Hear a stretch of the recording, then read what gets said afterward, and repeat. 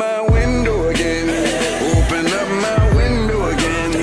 I can hear death calling my name. I can hear death calling again. I swear to God things ain't gon' change. I swear to God things ain't gon' change. I keep a revolver with your name. I keep a revolver with your name, just in case.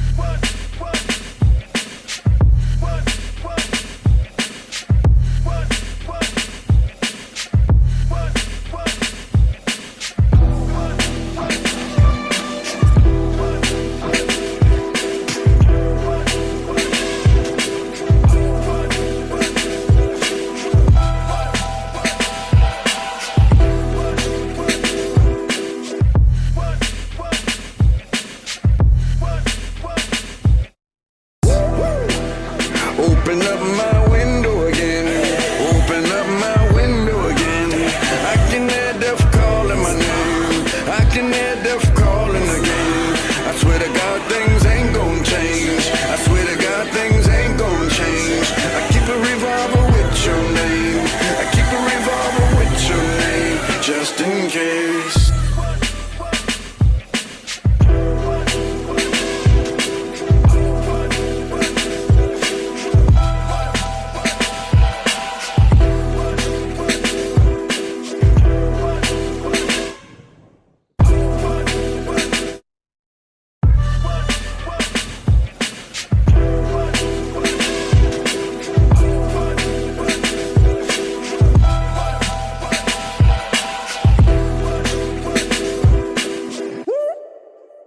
Open up my window again. Open up my window again. I can hear death calling my name. I can hear death calling again. I swear to God things ain't gon' change. I swear to God things ain't gon' change. I keep a revolver with your name. I keep a revolver with your name, just in case.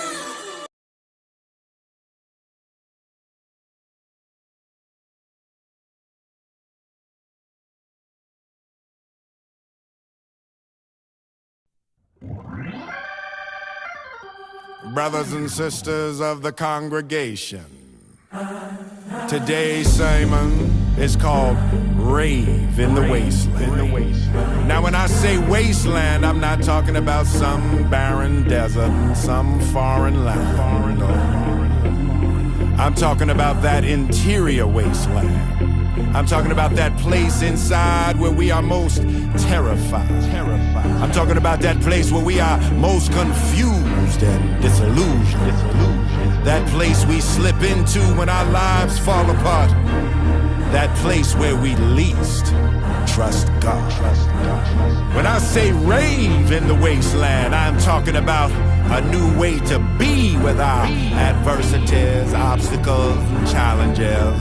I'm talking about a new mindset toward these hard times. When I say rave in the wasteland, I'm talking about conjuring the spirit of joy in the face of our greatest difficulty. When I say rave, I'm talking about looking into the eyes of the dragon and say, not today.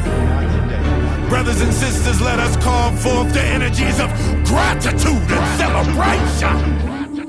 And I say, my beloveds, let the rave begin. What's good? Let's do a sound check. How we sounding? Let us begin. What's good with everybody? How we doing? Sorry, I'm late. I just plugged in. Don't have much today. What's good? Who with me? Let me know if you're here. Hit the like button if you're here. Hit the thumbs up on YouTube if you're here with me, just to let me know that you're here and that I you can hear me. I sound okay. Let me know.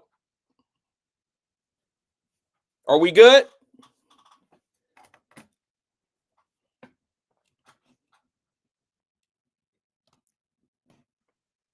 On 1 second, because my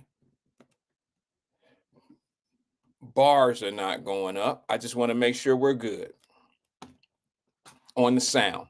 Thank you. Thank you. I appreciate those that are thumbing up. It's not the middle finger, so I feel good. Donna says the mic sounds nice. Thank you. Thank you, Facebook. I appreciate it. They said the mic sounds nice. We're good. Okay.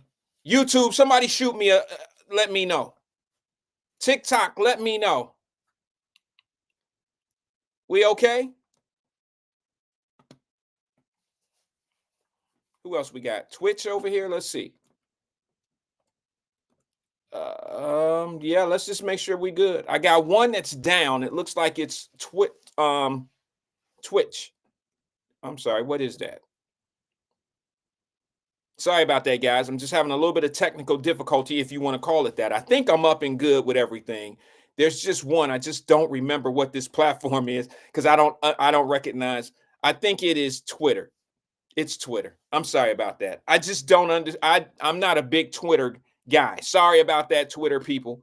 I'm just not I don't go to Twitter much. I do broadcast there, but I don't go to Twitter much. I really don't. I'm sorry. Hold on. Let me get this. All right. Sorry about that, guys. Look like YouTube, look like Facebook, look like X is up. Looks like we're good to go. Twitter, I'm sorry, TikTok. It's TikTok. I'm not a TikTok guy. I should be. TikTok seems to do really well. TikTok has millions of people on it using it. It's a great tool for business. I think they're trying to do something with it. I don't know if they're selling it. I don't know what they're doing. Let's get this thing going. Screen right. I don't know what they're doing about TikTok. I don't care. I don't care. But if I was a young fella and I was an entrepreneur, I would want to use all social media. It's a great tool to use. I tell you what, I was born probably 30 years too soon. The only reason I would want to be 15 or 16 again in life, I'm troubled with this. I wouldn't want to be a 15-year-old in 2025, to be honest with you. But if I was to come back and start over life, and it was, I would want to come back a 15, 16-year-old with the technology and the things that they have today. I would be a millionaire by the age of 21, I promise. And the reason being is because, and I don't even need to know what I know now. I don't need to know what a guy my age knows to be 15 and be a millionaire within 5 to 6 years. I don't need to know I don't need my knowledge. All I would need is the technology that you all have today. If I had it at the age of 15 or 16 years old, it would have been a game over. Game over. And that's not like flexing. That's just telling the truth. Do you guys really understand that there are multi-millionaires in the United States of America and overseas that are under the age of 21 because they've been able to utilize social media as a hub for small business? They operate these small businesses as a third party or what I call an anchor. They're a connector to large companies. They become in between people, shipping product and all that. I mean, it's just crazy. It's crazy. If you're not getting money in 2025, if you're not getting money, you don't have to be 15, 16 years old. I don't care who you are. If you're not getting money, it's because of you. Because you have no excuse of being able to say, well, when I walked in there, they seen me and they ain't want to do business with me. There ain't no excuse because nobody knows what color you are, how old you are. They don't know if you're a man or a woman. You can disguise who you are. You can disguise anything and everything. It's all about your product. It's all about your business. It's all about your knowledge. It's all about what you do and what you bring down. What you do, not what anybody else judges you for.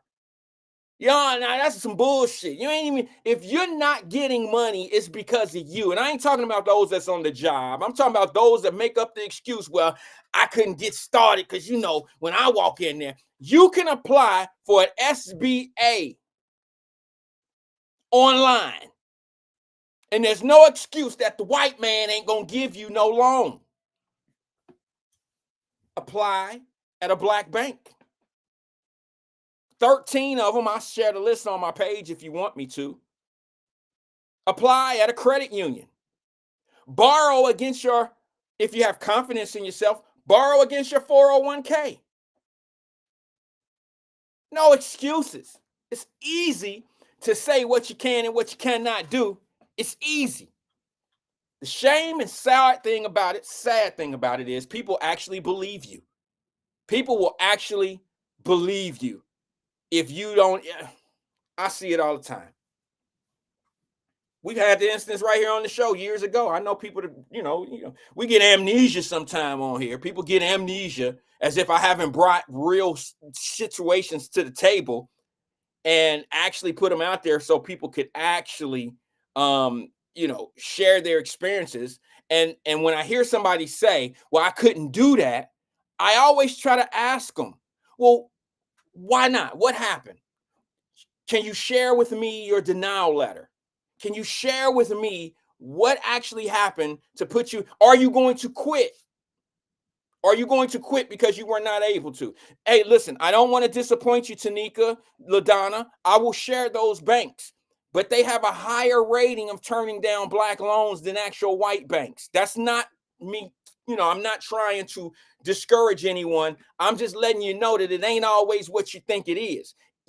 The black banks have a higher percentage of turndowns of black applicants than the white banks do. Number one, there's two reasons for that. I'm gonna be honest. It's not a bad thing. It's just a reality thing. And the reason being is because a lot of us are intimidated. We're intimidated by trying to go to Fifth Third or PNC or one of these. We're intimidated. We already have a I'm not gonna make it attitude, so we don't even walk in. We don't even try because somebody else tried to do it. And I'll be honest, I would even have more confidence if I didn't know what I know now. I would have more confidence going into a black bank asking for an SBA, small business loan versus going into a Fifth Third if I didn't know what I know now.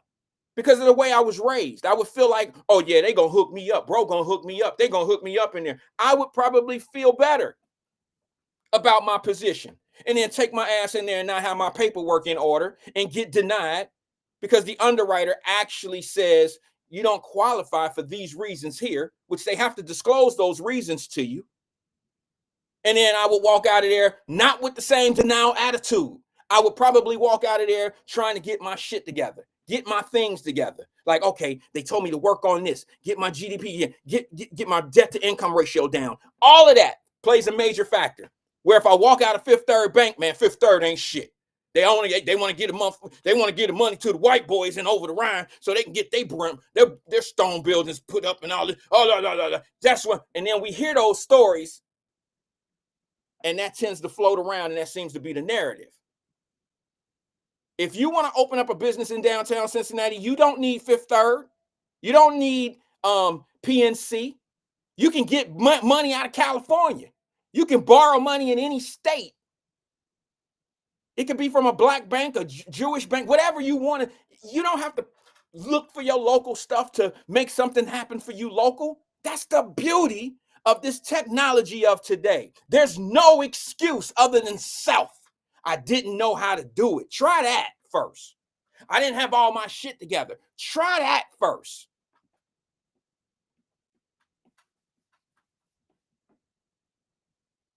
Try that. Or become a politician. That's a learn on the job job. You're guaranteed to make a salary plus bonus. Just become a politician. It's the new way. Now, it ain't new. Not really new. But they gonna teach you how they gonna teach you. They're gonna teach you. They're going to teach you how to make that bread. And if y'all not paying attention, that's because you're being distracted by some other shit that people trying to tell you and show you and tell you and all this old one shit. I'm paying clear attention. I'm paying attention to how this thing is going down right now. I'm paying attention to the people that's shaking in their cowboy boots. I'm paying attention to the people that's shaking in their Converse and shaking in their penny loafers and all that shit. Republicans and Democrats. I'm paying attention to it all. Paying attention. And you know what? There's people that keep me on my toes too. There's people that send me things. There's people that let me know, like, hey, bro, did you hear about this? And I'm like, nah, I wasn't really looking at that. I wasn't paying attention to that today. I'm paying more attention to what's going on with this and this and this and that for me. Because I'm paying attention. I'm selfish. I'm a selfish individual and I sell selfish. I sell selfish on Wyatt Live. I told y'all 5 years ago when I started this, this is my therapy. Yeah, I'll be honest with you. And I've told everybody on here to be selfish. Put your oxygen mask on first. I've always told you that. Shit, when the plane go down, my shit gonna be straight. When the plane go down, I'm straight and I can fix on other people. But I'm no good for anybody if I'm not together. If my stuff is not good, then I can't be good for anyone. I do have a PSA for today. I do have an announcement. I want to say, especially to my people that I respect, my elders, people that are older than me. And I mean that with love, because people that are older with me that I give a whole lot of respect to probably played some part in my life, somewhere down the line, somewhere in my path of who I am today. They played some type of part, whether it was front row or middle row or back row. They played some part in my life. But what I want to say to everybody today is I do apologize for yesterday. I am not a perfect individual. I want to apologize for me. I know you heard me laugh and play, and I was having fun. And I think I would love to blame it on the alcohol, but unfortunately, there's not much alcohol in my tea that I drink. So I'm gonna blame it on too much caffeine. I'm gonna blame it on the black tea. There's too much something in this damn black tea with lemon in it. There's something in it that allowed me to just open up and have too much fun yesterday.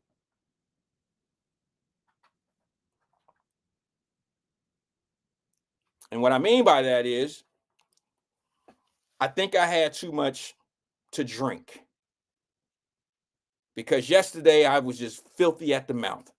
And I told y'all years ago, 2-3 years ago, that I would stop trying to use filth, bad words, bad language, because I was taught by my grandmother that most people that cuss all the time, the only reason why they cuss is because they can't articulate. They don't have real words to fill in how they really feel. So they use emotional words, which are cuss words. And I was throwing them out. Boy, I was banging them back yesterday. I was doing them all. I'm ashamed of that. I'm ashamed. Even though, sometimes people drag it out of you. They drag it out of you intentionally, but I can't blame people's intentions on the things that I do. I'm responsible for me. Nobody could make me do what they want me to do. You understand? Like a grown-ass man or a grown-ass woman. I mean, like, I even had those issues. Like, my wife and I had to really sit down and piece some shit together when it come down to how much I'm gonna do. Like, look, I'm a grown man. Like, I don't ask to do shit. I give courtesy of what I'm going to do. You know what I'm saying? Most men do.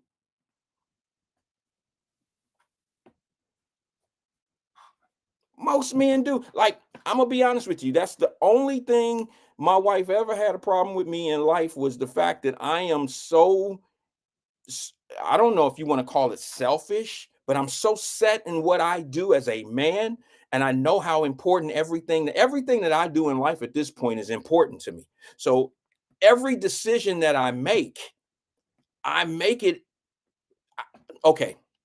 Let me not say I do it without my wife. Let me just say that I take my wife in consideration, but I make my decision on what I'm going to do. Okay. I wouldn't do anything to harm my family or my wife, right? So I have a common courtesy. I may run it by her like, hey, look, this is what I'm thinking I'm going to do. What do you think? And the reason why I do that, and this is what makes a great partner, is because what happens is maybe she'll see, maybe she'll catch something that I'm asleep to. Maybe she'll see something that happened that can, maybe I'm missing something. And she'll pick up that, well, did you consider this? Because that, and then this, have you considered that? And I'd be like, yeah, I did. I know the risk. I know the risk, and I'm willing to take on that risk.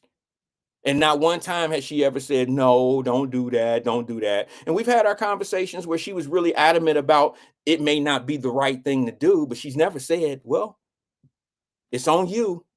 If it go down, if it go wrong, that's on you. Never said that. Never said that. I had an old head tell me one time, a guy that I looked up to, a brother, and he was telling me, he said some shit to me that was real. He said this before I was married. So that's how long ago it was. He said to me, bro, women, when you have a problem, it's your problem. But when women have a problem, it's y'all problem. I had never heard that before in my life, but that's the realest shit I've ever heard in my life. Men, if you don't work and function and step in those type of paths, then I don't know what kind of woman you have, to be honest with you. But in the world that I live in, and the men and the people that I'm around in my circles and the way we function as men, it's a very true statement. I can't think of anything more accurate than that in life. Ladies, y'all might not hear it, but if your problems are not y'all problems, ladies, you got the wrong man. If you are with a man that you can't have a problem with him, your problems become y'all problems, you went the wrong dude. It's some women out here that's like that.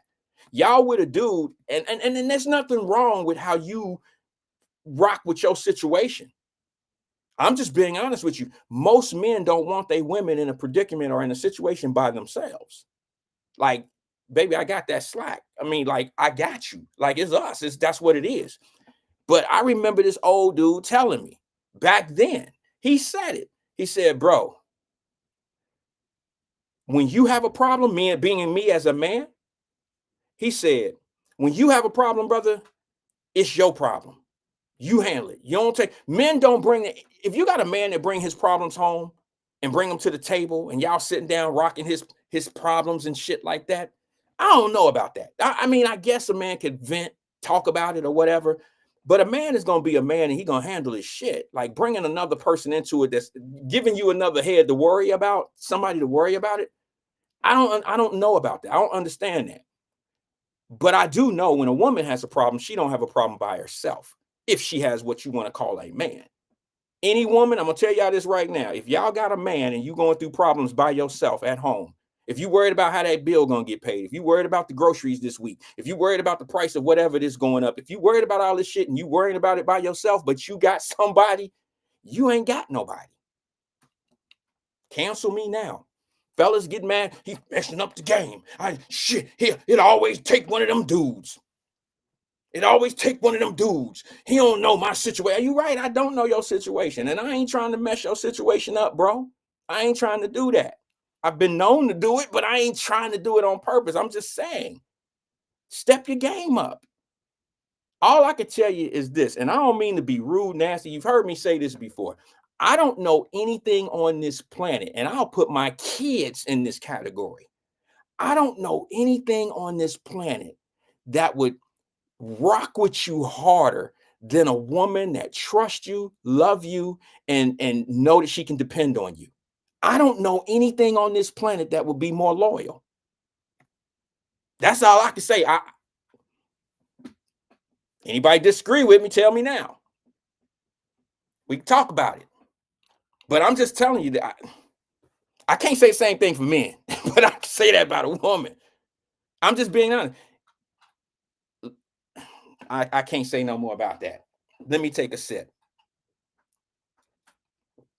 I know y'all guys think I'll be on some bull sometime when I say things like that. But I only say what I say because of my mode and where I'm at and what I've been through. And don't get mad at a guy because he's trying to put you on to something that's good for you. You know, we tend to get in these spaces.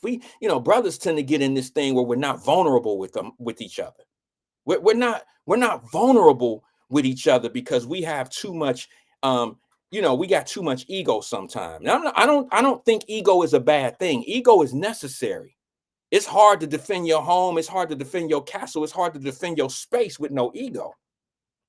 But amongst each other, we tend to have this thing where ego plays a huge part in how we function amongst each other as well, in my opinion. We sit back and don't want to be vulnerable with one another, so we can't get ahead. So it's almost like, it's hard to tell a dude that you short in money. Short in money. I'm just saying. I'm just being honest. Like, I know some people like to get their minds in different places. But if I'm going to do a partnership with you, or if I think that you are great, let's just say this. I remember a partner of mine wanted to start a car detailing shop. I'm not a laborer type of dude. Okay, I'm not to get on his hands and do carpets. Not that there's anything wrong with that. All right, but he wanted to start a car dealer and car detailing shop. And I'm like, bro, like, what do you want from me? Well, I thought we could be partners. And I had tried it before earlier in life. And I'm like, I know that this shit is not for me. However, I know you're a hard worker. I know you've been doing this stuff for a long time. I tell you what I'll do. I'll help you where I know where what I'm suitable for. Bro, I'm not going to lie to you and tell you that I'm coming into this place and detail cars and spray carpets. And I'm not that guy. I can't do that, bro. I can't do one a day. And you're going to probably expect 5 or 6 of them to be done by me in a day. I'm not going to deliver that. But I'm willing to give you what I'm good at. I'm good at certain other things. I can help you, mark.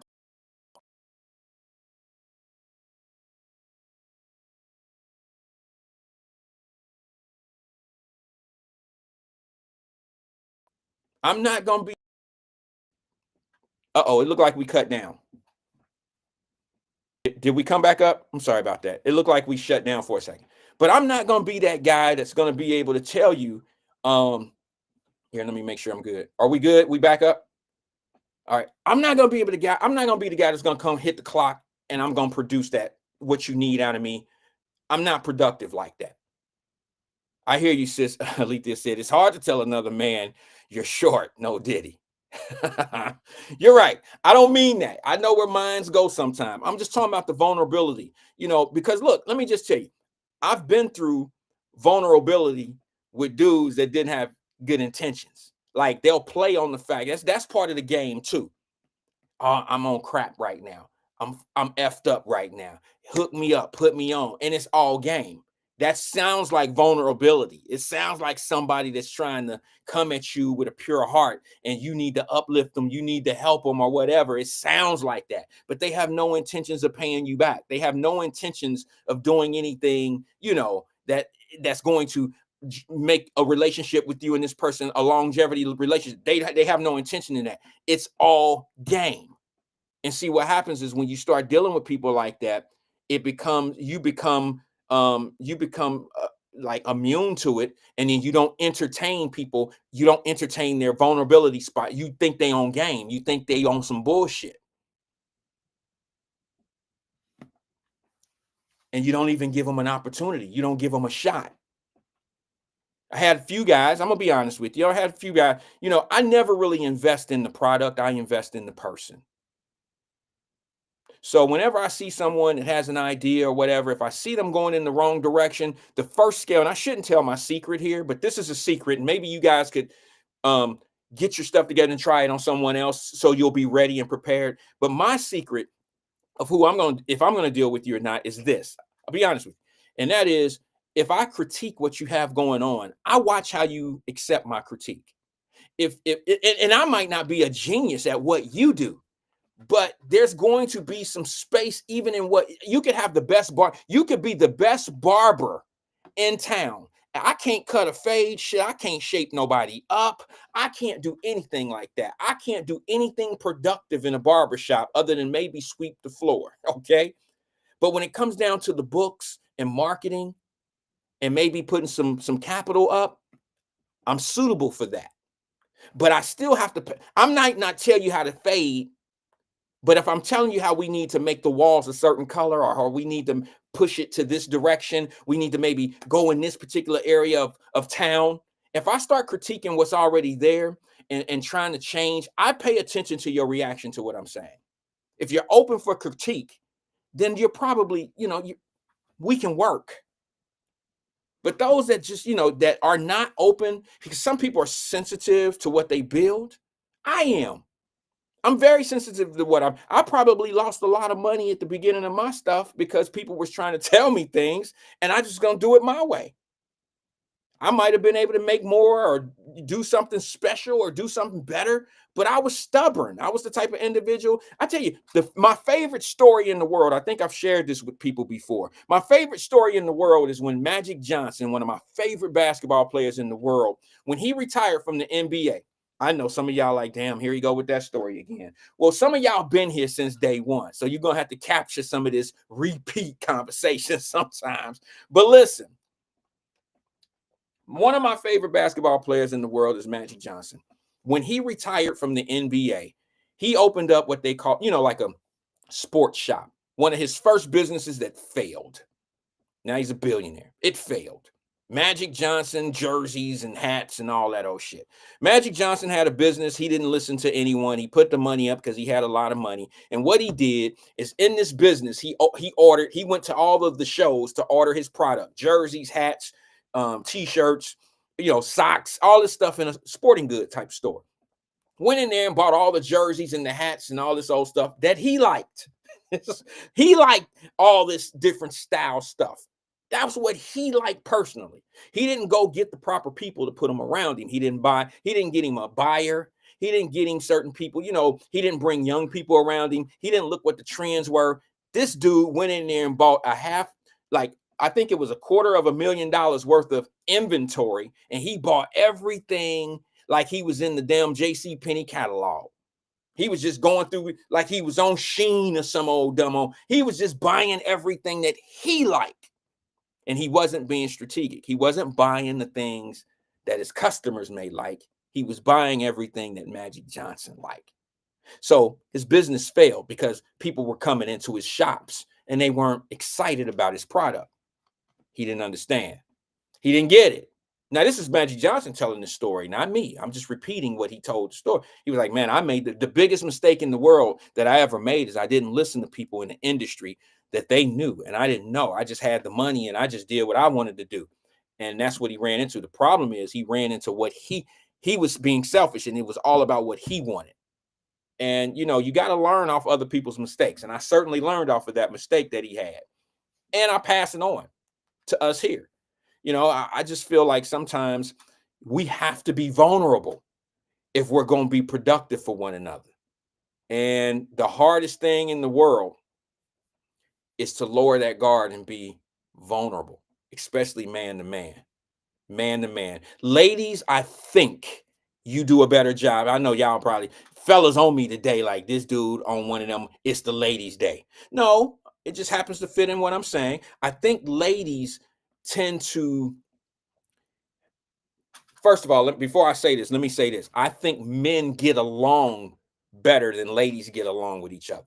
But when it comes down to getting certain things done in business, men have a problem dealing with each other when it comes down to the authoritarian type of, the shot call type shit. Ladies tend to be able to compromise amongst each other a little bit better. They see the vision. They see the long-term goal. Guys, it's my way or F you, dude. I ain't messing with you. See what I'm saying? And that's just my opinion over my years of experience and things. Now that don't go for everybody. I'll be honest with you. I've dealt with some brothers in my life that have been very comparable to what I'm trying to do, what they trying to do, and we've been able to compromise. We've got along. But for the most part, one of the reasons why we're not doing what a lot of other people are doing, one of our major problems is the partnerships generally don't work once. If they don't work once, we never go back into those waters. It's almost like once you jump into the water and you almost drown, now you fear water and you never try to swim again. You just got to stay away from water, because if I go by water, it's a possibility I might fall in, and I never learned how to swim. Sometimes you just got to jump back in and learn. You got to take those risks. And sometimes we just got to take chances with one another. And that with that chance comes being vulnerable. Okay, you have to open yourself up sometimes to people that that could give you something. And the first thing you got to do, in my opinion, is when you open yourself up to someone, the most important thing is not that you're opening up. You have to know that the person that you're dealing with is worthy of you opening up to. That's the biggest. That's what you got to get through first. Am I dealing with the right person? Right? Don't this sound like a relationship? I mean, it sounds like a relationship to me. But yeah, I mean, you got to be able to open up and be vulnerable to partners. Because if you're not that, then y'all got a fake ass relationship. It's just like meeting somebody at the club. Y'all both lying. Chances are y'all ain't gonna work out. I know some of y'all probably met y'all husbands at the club. Y'all met y'all wives at the club or whatever, and it just happened to work out. I don't know. But 90-some-odd% of those relationships don't work out. Because when you meet somebody and you dealing with somebody and y'all start off on false pretense, that's not going to work. Most things that start out bad end bad. All right, so look, I'm done with that. I'm going to move on. You guys understand, let me make a little small announcement. I may not be here tomorrow. My daughter is flying in town. Yesterday was her last day of class. Today she's doing a presentation they have this auditorium that they have to do this presentation, and she's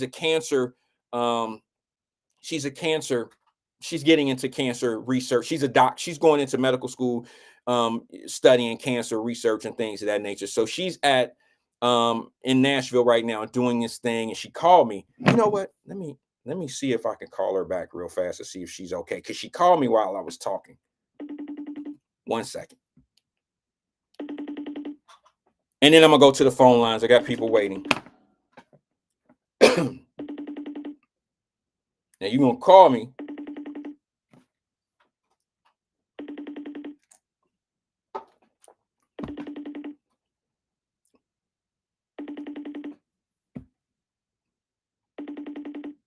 Okay, I'll call her back. While I was talking, she called me. And I know what's going to happen. She's going to call me as soon as I go to the phone lines. But that's okay, too. Maybe I'll... Yeah, she's having a great time. She's sending me pictures of her presentation. They're having a ball. So hopefully she's calling to tell me that her presentation went well. This is her last presentation.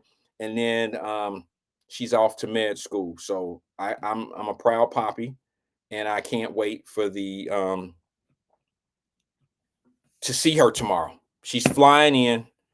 And she's going to be home for Easter. She's going to be home for a couple weeks, and then we go back to Nashville for her graduation on May the 3rd. I think it is May the 3rd. And once again, I'm a proud poppy, so y'all know I'll have the camera ready. I'm gonna go live at the graduation. I'm gonna show my baby walking the stage, getting her degree, and then off to Ohio State she'll go for the new up and coming school year. So we'll be on that. I don't know if I'm gonna be here there. I have to pick her up from the airport at 4 o'clock, 3:30, 4 o'clock. So that's gonna be tough for me. I tell you what I'll do. I'll probably come on tomorrow for maybe an hour. Is that fair? Because everybody can walk me down, because I'm gonna be so hyped. You can just walk me down to what I got going on tomorrow. Is that cool? Let's go to the phone lines real fast. Good afternoon, caller. This is Wyatt. Who am I speaking with? Hey, it's Black Russia. What's up, Wyatt? Black Russia, long time no talk to. How you doing, brother? Hey, I'm good. How are you? I'm holding on, man. What's on your mind today? Man, I just got a lot going on, man. Wait. Before you go on, I got to say something to you that I seen. You there? Black Russia, you there? Yeah, you there? I'm there. I'm here, bro. It fell out. It fell out. Oh yeah, I don't know what happened. Listen, man. Congratulations to you, bro. I seen on your page on social media that your son is signed up with the FC Cincinnati on some soccer stuff. Hey man, yeah. I he seen is. that. I seen it, bro. I seen it. Congratulations, man. How old is he? He's 11. Oh, so he's in one of them junior achievement type junior soccer situations that they eyeing him. He's in the academy, yeah. Okay. So like they basically what he did was we had he's been playing since he was 3. Okay. So what ended up happening was he's been playing for the last 6 years up until 9. And so, you know, he grew up playing against his sister who was 6.5 years older. So he was always playing against, you know, older kids. Okay. And he messed around and played club. And I, you know, made some investment into him going to Xavier for a couple camps. He did really well. Okay. Then I made an investment for him to go to Mulder soccer camp. He did well there too. But he actually practiced with the high schools at like age 10. So I put him in a camp with FC Cincinnati because the age group, they start at 11. So it was the week of his birthday. We used to turn 11. So he went to winter camp up in Mason. And 10 days after his 11th birthday, I got an email saying they want him on the Discovery program. Yeah, so that's dope. He did the summer part, and then we didn't know they were cutting. So I don't think he told anybody that, but they made cuts, and he made the cut for summer camp. Okay. So all they gotta do is make 2 more cuts, and he's full time in the academy playing full time. So yeah, thank you for saying that. I don't brag too much about him, but yeah, he's a bro, you better brag about your babies, because well, I see you doing it. Congratulations, your daughter. She's about to graduate. Bro, listen, that's big time. You getting a lot of love on the comments here. A lot of people saying congratulations, so make sure you go in and check the comments. Oh yeah, tell them I said thank you so much. What's up, sis? I didn't see Tracy was here. What's up, Tracy? She here. Everybody saying what's up and congrats on you, Tanika, LaDonna, Black Not Democrat. Mama Birch, a lot of people saying, if I missed you, I'm sorry. Miss Williams on here. Yeah, a lot of people saying congratulations to you, bro. But listen. Thank you so much. I appreciate it. I'm gonna go in the comments when I get done, and I'll make sure I tap into everybody. But yeah, he's 11 years old. He hooked up with the academy, so he goes out to Mercy Health. He practiced at the professional facilities and everything. So that's what's up. Yeah, we're shocked, but we're not shocked by his ability, but we're shocked that this is how young they start with soccer in terms of scouting and all that. Yeah. So he's in the pipeline. So that's what's up. That's the beginning. That's the beginning of the future right there, bro. I'm telling you. That's real early. That's real early, man, because when I was 10 years old, I don't think I could have been I was a pretty good ball player. Yeah. But I was small, and I don't think, I played with a lot of big guys like my big brothers and them, like Darnell Birch and all them guys. I played with some big dudes, but I wasn't good enough to be able to sustain all that pushing and shoving and stuff at that little small age. You see what I'm saying? So your son must be pretty damn strong. And, my daughter beat up on him a lot soccer-wise, so he had to get up with that real quick. Like I said, she's 6.5 years older, so when he started playing at 3, she had started at 5, so he had been playing with her, since he could kick. Okay. So it worked out fairly well, but yeah, super proud of him. If he gets through these last 2 cuts, then FC will own his rights as a homegrown. So, I don't think people picked up on soccer like that, because we got into 2015 professionally. So it was pretty late in the game. America's behind the soccer game. When they started picking up, I just saw it as a tool for my daughter to actually get some exercise. But, that kind of soccer wave hit in America, and he got really good. And we just put him in certain positions, made the investments in. Here he is. So, you about to they usually turn pro at 15 too. Like he can opt to go pro if they pick him. Yeah, y'all about to in the academy, or he can go high school, then go college. So I told him he got to make that decision. I'll support him whatever he do, but either pathway is great. Yeah, I'm gonna blame you. I'm gonna blame you right now for messing up the soccer game. I played 0 soccer, bro. It don't matter. It don't matter. The things that my kids are doing today, I had no interest in going to medical school or any of that. It's not. Look, right. We're only a vessel. We're only supposed to guide our kids into what they really want to do and what they want to be. We're not supposed to make them do what they don't want to do, and we live vicariously through them. That's not the goal. Our goal is to make them great at what they want to be and what they want to do. So I praise you. I admire the fact that you have a kid, that you've been able to put that work in. And it comes, you have to take credit, bro, because he could be ripping and running these streets. You feel me? It could be. It come from us. It come from us. It come from us. What's on your mind today, though, bro? What's happening? Man, look, let me tell you something, man. I'm not sure if there's too many black folks, and I don't want to get super political, but we might have to. So I don't know. You heard the story about Letitia James, the Attorney General of New York? Yes, I have. Man, they coming for her, bro. Well, on some mortgage fraud stuff. But see, the thing is, Biden had the opportunity to protect all the black folks, all the black lawyers who were going after Trump, who got the convictions and got the civil suits going and everything. Yeah. Well, and, I don't know, Black Russia. He part of his family instead of the black folks. I don't know, Black Russia. I don't know. You've been listening for a little while now, okay? I've been here 5 years as of March, as of last month. And when that thing start going on about those AGs going after Trump and all that stuff, I got a lot of blowback when I don't know if you heard the show, but some of y'all heard the show, some of you, and of course they're going to say I'm defending Trump. This ain't got nothing to do with Trump. Trump's part of it, but this don't have nothing to do with Trump. I told people back then when y'all was hating and still hate on me for making these comments, I told y'all a long time ago, Biden was using black folks to do his dirty work. He was using black AGs to go after Trump. Why didn't any of those white AGs in other cities go after Trump for things? Why did he use all black AGs? And then when I brought that to the table, I said, he using us. That's what they do. They use us. And he won't have their backs. When he done with them, he gonna be done with them. Right. Now, what's happening right now? Lining their asses up. They didn't think the Trump dude was gonna win. Right. Do you understand why? So why didn't Biden? I said when he through with them, they gonna be out there on their own, and everybody gonna be hollering about how Trump or whoever win presidency going after the black people. Do you remember? I said it. It's probably been a year and a half ago. I remember that conversation. Okay. What's going on right now?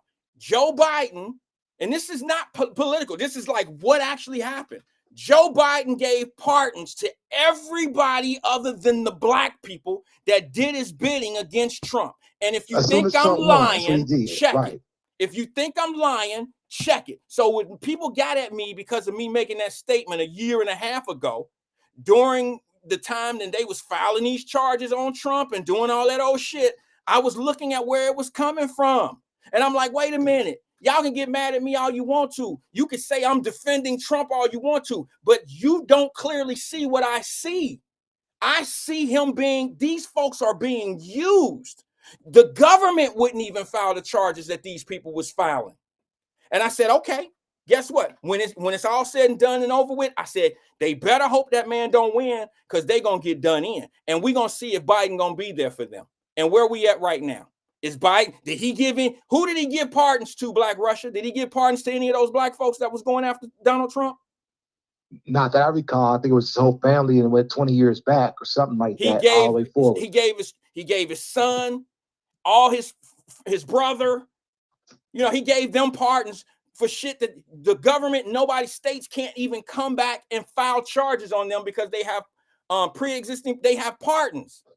And I'm like, wait a minute, what about the people that came in and did that shit that you was having meetings with them? What's the girl, that Fannie Willis and all that? Y'all don't remember me having them conversations? Yeah. Watch what happened.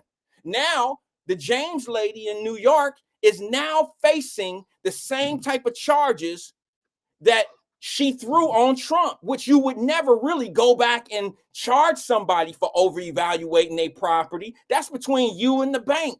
If the bank don't do their due diligence to do a proper inspection, then what? That's on you. That's between the person who's doing the business with the bank.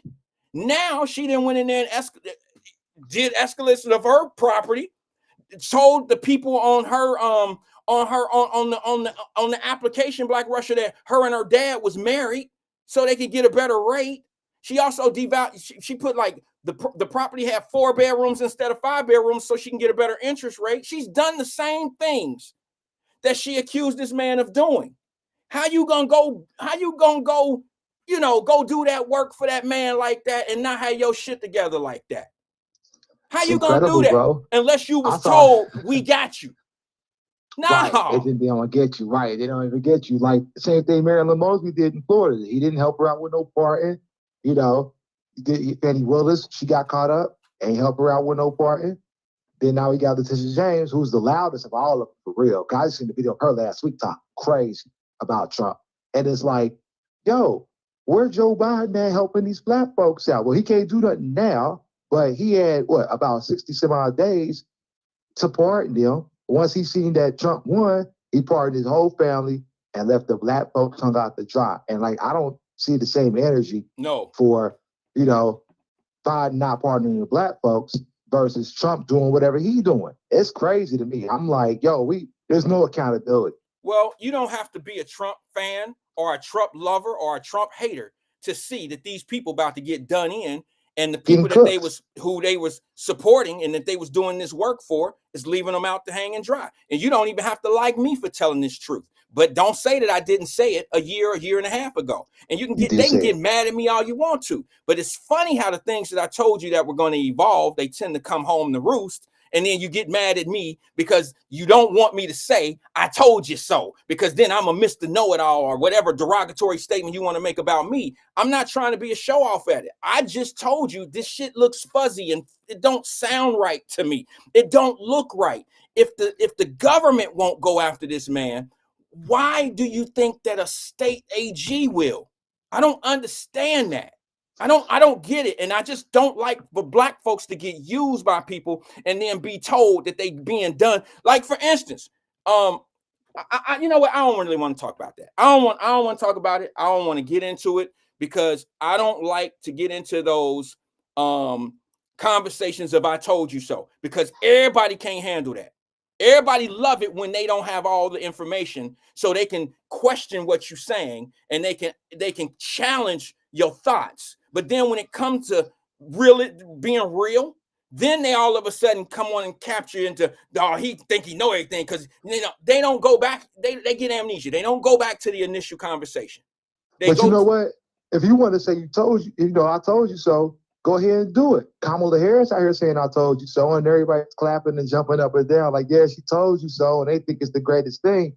Now we got this scenario. It's like, you called it, bro. Like, Letitia James got used up, and now she out for the wolves because Pam Bondi down there ain't playing with her. Nope. And what's going to happen to this lady? If they file federal charges on that lady, who going to help her?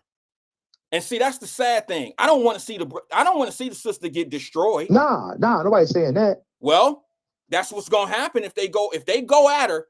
She's not going to have the support that she thought she had when she was doing what she was doing. Well, the problem is for her, she got a criminal referral. So it's past like just investigation. They've already done the investigation. They made a referral to the Department of Justice. I understand. Went straight past go, and now they collecting $200. They about to get it in a minute. I mean, and people don't even see it. Look, bro, like I said, I don't really want to talk about it like that. I just need my people to understand that, for some odd damn reason, these folks get in your face and they want you to believe that you part of their team. And they're really not. I'm telling you, they're really not. So, I mean, what else you got, bro? What else you got? Man, well, it's something along the same lines. Like, when the stock market was going crazy last week, right?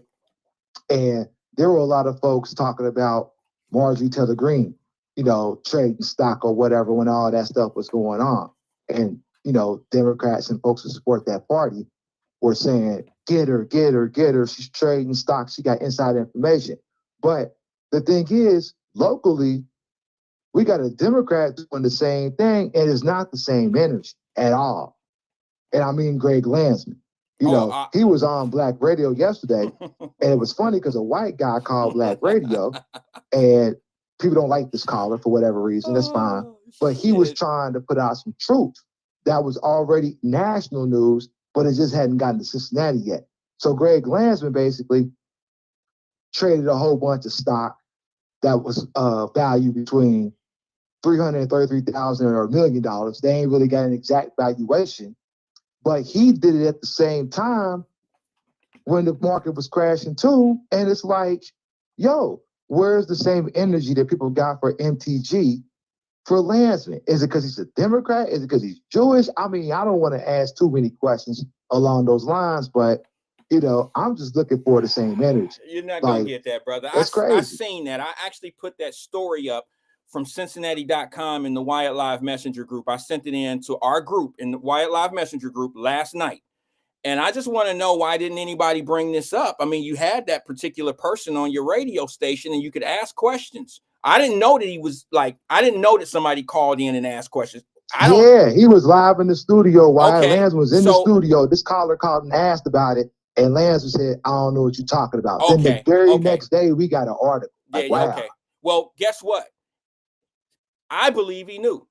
And the reason why I say I believe he knew is because that same article was in the Dayton paper the day before. So it was in the day before. So it was already out there. And the Dayton article and the Cincinnati.com article somewhat looks they pretty similar. Matter of fact, I got a picture of, because I was going to talk about it for a hot second, because, I gotta mention it. It ain't going to really be a story until a different messenger brings it up. And then they'll probably sweep it under the rug. But I just want to mention it a little bit.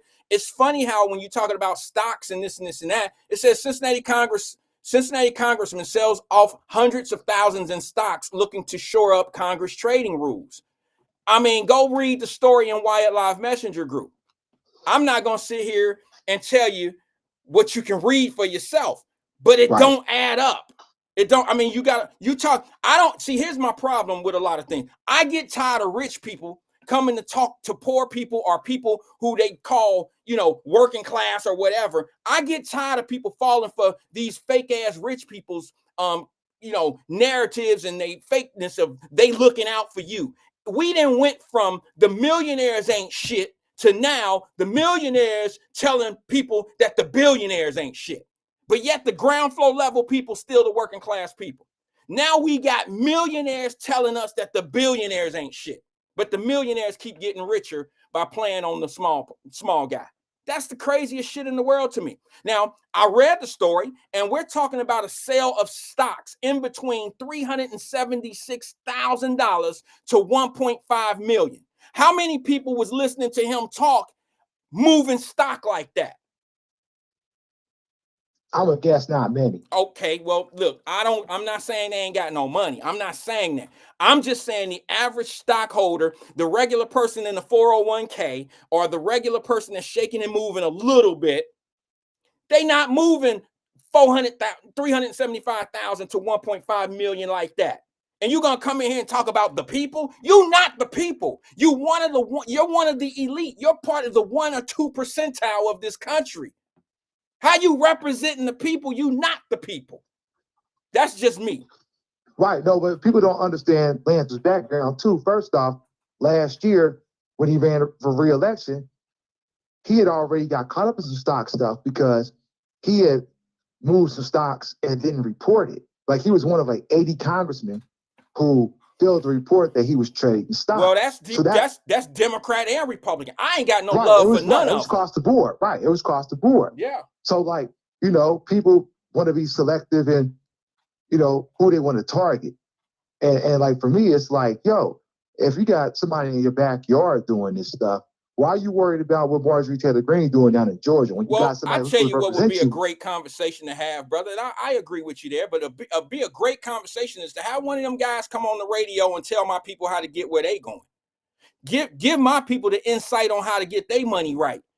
Look, I'm a firm believer that the government is necessary, just not too big of a government, okay? But my thing is this. Some people teach you how to just survive, and then some people teach you how to live. Now, I get tired of people that always want to preach that, hey, we're going to give you just enough to survive. No, teach me how to fish, damn it. Teach me what you got. How do I get what you got? How do you have $300 and something thousand in stock options? How do you have $1.5 million in shit like this? Can you teach me how to do that instead of teaching me how I just need to do just enough to survive? Right. And see, that's what I'm saying. Land's been learned from Pelosi because people don't know this. Before he became a councilman, he was a person on Capitol Hill who worked directly for, at the time, the Speaker of the House, Nancy Pelosi. And we know Nancy Pelosi be out here trading like crazy with her husband. I got so a video. Like, I'm gonna show that. They teach each other the game. He learned from Pelosi how to do this. You know what I'm saying? Nobody's telling me nothing because she's been doing it. Now all of a sudden he's doing it. But he hit black radio talking about, what Trump doing this, Trump doing that. He's trying to take out Social Security. Woo-de-woo. Right. But he ain't talking about how he traded the stock. When somebody call him on it, he say, I don't know what you're talking about. Then less than 24 hours later, now we got an article talking about him trading between 370,000 and 1.5 mil. He ain't want to talk about that. Well, what he gonna say? He ain't know what he's talking about. Of course. What he gonna say? I mean, it's in the article. It's proof. I mean, the sales are public. You know what I mean? The trend, they're public. What you gonna say? Are you gonna say you're gonna deny it, and then you're gonna look like a liar? I got a video that I showed a year ago, about two years ago. I'm gonna play it again today. I knew this one would pop back up. It's when Nancy Pelosi was on 60 Minutes and she got questioned for her stock purchases in the insider trading situation, and she played super dumb, and she thought everybody that was listening was dumb. Because I'm gonna tell you, there's a group of people that allow certain people to say something to them, and they could be flat out telling a lie, a bold-faced lie in your face, and they so comfortable that their lies pass through that they'll lie to you right in your face, and they have no flinch, they have no chill. They'll say what you got to say, and then when you say that makes no sense, they'll look at you like you plumb dumb. Like, what do you mean my lie don't make sense? That's not what they say, but that's the expression on their face. And that's what he did to black people yesterday on the radio. It was like, yo, I don't know what you're talking about. Like, and then an article comes out 24 hours later locally when it was already in Dayton yesterday. And then about 4 days ago, it was in Reuters. Okay, so like, you read this stuff, bro. You knew this was coming. But then when you get on black radio, you want to trash, what the Republicans are doing. Then somebody call you on your stuff, and you like, I don't know what you're talking about. So he lied to black people when he said, I don't know what you're talking about. He knew exactly what people were talking about. That's the people playing in your face, and like people who just support these cults, whether it's Democrat or Republican, you just supporting the cult at this point in time. It's just whether you like the D or the R. Okay. All right. So it don't matter. They all the same to me. They're all the same to me. Anybody me too. Exactly. Anybody that's Both in it, just like what I put in the Wyatt Messenger group. I said these politicians should not even be able to participate in the stock market because the policies that they sign off on and the things that they are involved in can manipulate the outcome of the stock game, of the stock market. And that is just, to me, it's just an abuse of it can be. It don't necessarily it may not be happening all the time, but it leads to corruption and abuse of power. It leads to that. So, and it's not fair because in some cases, if you're signing off on certain policies that affect like credit cards, okay, that interest, whatever the policy may be of being able to charge so much interest, that can fall on the back of the people. So if you deregulate certain things of the credit card companies, and you know that these bills are going to be passed, now you can invest in the credit card companies, and when no one else sees it coming, you get in at a ground floor level, and when people start buying, your shares go up. It's just I just think that they should have them not be able to participate in things where when they're signing off and passing bills that they can have financial gain. I just don't believe that that's fair to the American people. I don't think that they should have that type of ability to do, because it's not going to play, it's not going to play out right for us. Right. But here's what Landsman did. He tried to sell his stock under the guise that I'm going to sell my stock and then put it in a blind trust. Well, you already got the insider information. You know when to sell. You know what I'm saying? Like, people want to be like, well, they had inside information on the tariff situation. Well, the Democrats had the same information too. So I did too. And anybody that plays a stock game, there was no secret that tariffs was going to play a part in certain type of stocks. When was there secrets about the tariffs the tariff war?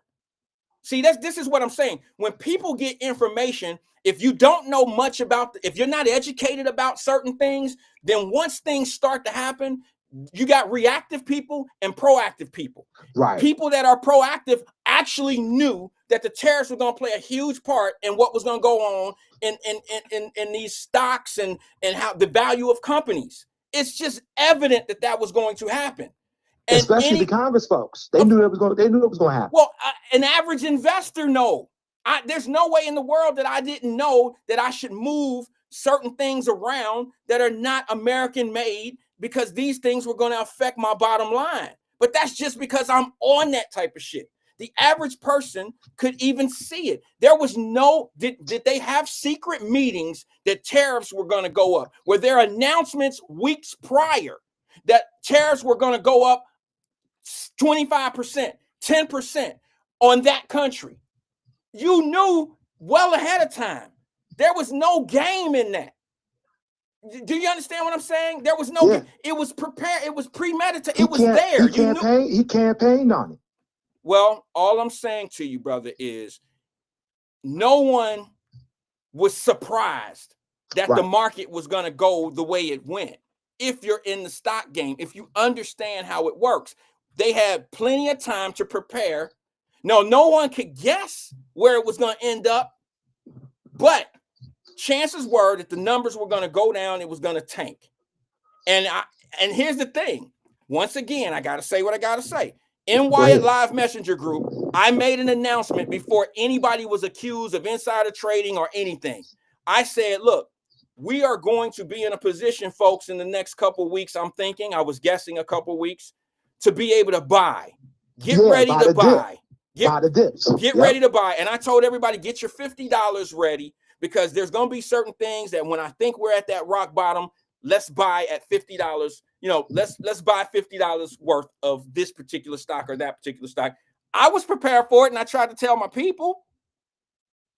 I mean, I said it before any of this. Was that insider trading? Who do I know in Congress? Who do I know? Who do the market? I'm reading what's going on in the United States of America. I'm reading. I didn't have no insider trading on an announcement that this shit was going to happen. I don't know what people, some people just want to be mad and they don't understand what they mad at. And that's just the bottom line. They can say what they want to say. But the bottom line is, anybody that got half or 2 cents of sense who play the market could see, oh, you either been on pay. Look, I made an announcement. I said in Wyatt Live, I said, man, I took a bath this week, but I don't see my losses as losses. These are future gains for me because I'm buying more. And I made that announcement. Anybody in the Wyatt Live message group, y'all know I said that. And I said it before all this stuff of insider trading and all the stuff they want to live on right now, because everybody got to be distracted of what's wrong instead of what could be right. I said it in the group. I said, listen, everybody, I use Kroger as an example. I said, everybody, let's just put $50 into Kroger. Buy $50 worth of slice stock of Kroger. It's down. It's going to rise. Everybody got to eat.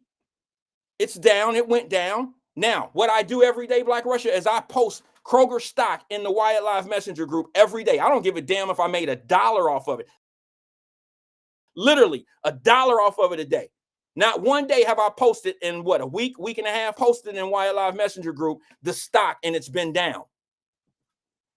Every day it's gone up a little bit, maybe 0.25% or whatever. As long as it's not losing any money, I feel it's been pretty even still. Exactly. So, I mean, what happens in the next 6 months when it goes up to $60, $70 a share or whatever? Well, here's the thing. Like you said, reading the market, these tariffs are paused for, I guess, the time 90 days. So I would say, hey, in the next 75 days, 60 to 75 days, look to get back in it, look to play, because it could go up, it could go down, but just be ready. But see, my point is that the politicians they already know what's going to happen in terms of like whether he's going to implement these or not in the next 60 to 75 days. So now, and it's Democrat, Republican, again, it's just two gangs. So like, I'm just saying they all doing the same thing. I'm just saying keep the same energy. You know what I'm saying? I understand. People reading the market versus talking to the business owners and the CEOs about what the impact is going to be, or the board of directors. I got you. I understand. So, all right, Black Russia, what else you got, brother? Hey, if that's all, anything. brother. Hey, I That's it. appreciate you. Congratulations to your daughter again, bro. Oh For no, medical school congratulations to speed. your son. Ain't that a beautiful thing? Congratulations to your daughter, brother. Oh, congratulations to your She son. the one that really did it to him, man. She was beating him up. So That's good. you know, and I hope more black kids get into soccer too, because again, it's only gonna, you know, FC's only 10 years old as Yeah. far as professional team, and they expanded their academy. Yeah. So if you got young kids, try to get them in them camps, you know, get them popping right now while they're young, because it'll pay dividends in the end, because he's one of the few black kids on the team. Everybody else is like, as far as if they black, they're African, basically. No, I understand. I understand. So- Look, man, soccer, I'm pretty sure this is the largest sport in the world. I mean, Oh, no question, it's global. And I mean, they get exactly. paid in euros. That's where the money's at. It ain't even American dollar, it's the euros. Yeah, well, hey, I tell you what, I'll take Euro, Giro, Zero, Vero, all of them. I'll take Cash App, Zelle, Right. all of them. Apple Pay. Apple Pay. Bring them on, baby. I take them all. Angela All right, Kenny, brother. I will send you an invite. I don't know what. All right, brother. I'm sorry. All Oh, right. she's talking about invite me back to the group too. I did leave for a second because there was a lot of stuff going on, but Okay, yeah, no I want problem. to jump back in there too. All right, I'll send you guys an invite. I'll send you guys an invite after the show today. I'm going to show All this right. video of Nancy Pelosi from a couple years Oh ago. yeah, go ahead, bro. All right. Critique that. All right, brother. Talk to you. Thanks All for right, brother. engaging Yep. with us. That's Black Russia, I believe, out of Cincinnati. But yeah, man, I don't really like to get into them type of conversations, because there's some people that set these stories that they want to tell as if one is better than one group of people better than the other, and they're not. I mean, you know, it's just funny to me that we got people that always want to, well, what about such and such? And I'm like, what? I mean, why? You know, it's like when something's happening in the black community, this is what used to burn a hole in my, you know what? Like we would say something that's, sorry guys, my collar is all over the place. I feel like I'm in the 60s with this collar on, and I got a fan that's blowing, and the fan is hitting my collar, and it's slapping me up a little bit. But it's like when you have an issue, I don't gauge my problems off of how other people doing. All right, if I got a problem in my neighborhood, too much drugs, too many people fighting, too many people shooting one another, I'm not gonna say, well, what the hell they doing in Norwood? You know, Norwood got the same problem. I don't care what they doing in Norwood. What's happening on my block is what I care about. That's what I care more about. I don't care what they doing in Norwood. I don't care how they didn't get punished for doing. I don't care about that. If I feel like I'm in the traffic of something where I'm going to be mistreated, and I know it ain't going to be fair, like if I catch a dope case and the white boy catch a dope case and I might get 10 years and he might get probation, then damn it, I know not to sell dope. I know not to be in an unfair situation, especially when I'm doing some shit wrong. How am I going to justify my wrong because I've been done wrong in this criminal justice situation? How the hell is that ever going to happen? And what sense does that make? You think because I'm committing a crime, I'm justified, or my anger is justified, that I've been done wrong because of how they treated somebody else? Now, that's just some shit you want to talk about. You might even have a legitimate reason. I mean, a legitimate argument, but you have no reason for your decision making. You did the shit you did, and you went in knowing, well, if somebody else do it, they ain't gonna be as hard on them as they're gonna be on me. So that's even more reason for you not to do it. That's even more reason for you not to do it. If I know I can't handle my woman cheating on me, I better not cheat on her. Because I ain't gonna be able to handle it if she do that shit to me. You feel me? I ain't gonna be able to survive that shit. Then don't do it. That's how I see it. Let me go to the phone lines real fast. Good afternoon, caller. This is Wyatt. Who am I speaking with? Hello? Caller? I don't know. Maybe he hung up. It doesn't look like he hung up, though. Sorry about that. Good afternoon, caller. This is Wyatt. Who am I speaking with? Okay, I think I lost him. Sorry. Feel free to call back. I had a couple calls coming at the same time. Yeah, I mean, if I know that things are not going to be fair, if I get into then I'm not going to do it. You understand? I'm not gonna. Let me see. Good afternoon, caller. This is Wyatt. Who am I speaking with? What's up, what? Hey, what's up, twin? Was that you that just called? No. Okay, that's the other person. They just called right back. I'm sorry about that. I'm sorry. First come, first serve. What's on your mind, brother? How you doing? I'm all right, man. I'm blessed. I can't complain, man. Doing daycare, this third shift, kicking my butt, man. Me tired. You tired? Man, what? Yeah, but gotta get to the money, man. Okay. Hey, Wyatt. What's up? Hey, Wyatt. I seen in the comment in the chat a little while ago, young lady asked, what you think about the tariffs and 100-day administration of Trump? Okay. That's the question she was asked. Wanted So to what know you think what I about think about the tariffs? the tariffs on 100-day of his administration? Well, I think the tariffs are a thing of strategy that need to be done, but people ain't gonna want to hear that because they think that I would be vouching for Trump. I just know that both parties have been talking about handling this tariff thing and having fair trade forever, and nobody stepped up to do anything about it. Tariffs Right. are gonna definitely put a strain on some people because of what we like to buy. You got to understand, twin, the United States of America. I'm glad you asked me that question. I'm glad that question was posed, by the way, not that you asked. I'm glad. I think that United States of America has been, I know for a fact, we're the largest consumer in the world. Okay, we are consumers. We spend without thinking. All right. And I think what we need to start doing now for the future of our kids, my kids' future, your kids' future, our kids' future, we need to understand that if we are at the mercy of our adversaries, that they can control our destiny. And I think there's more things that need to be produced in America. And I'll give you a perfect example. Remember when we were going through COVID? Yeah. Okay, when we were going through COVID, when we were going through COVID, we couldn't find masks. Remember, we ran out of masks and we were trying to order all those masks over in China. Exactly. What if we really needed those masks to survive? China could have said, and we ain't giving you no mask.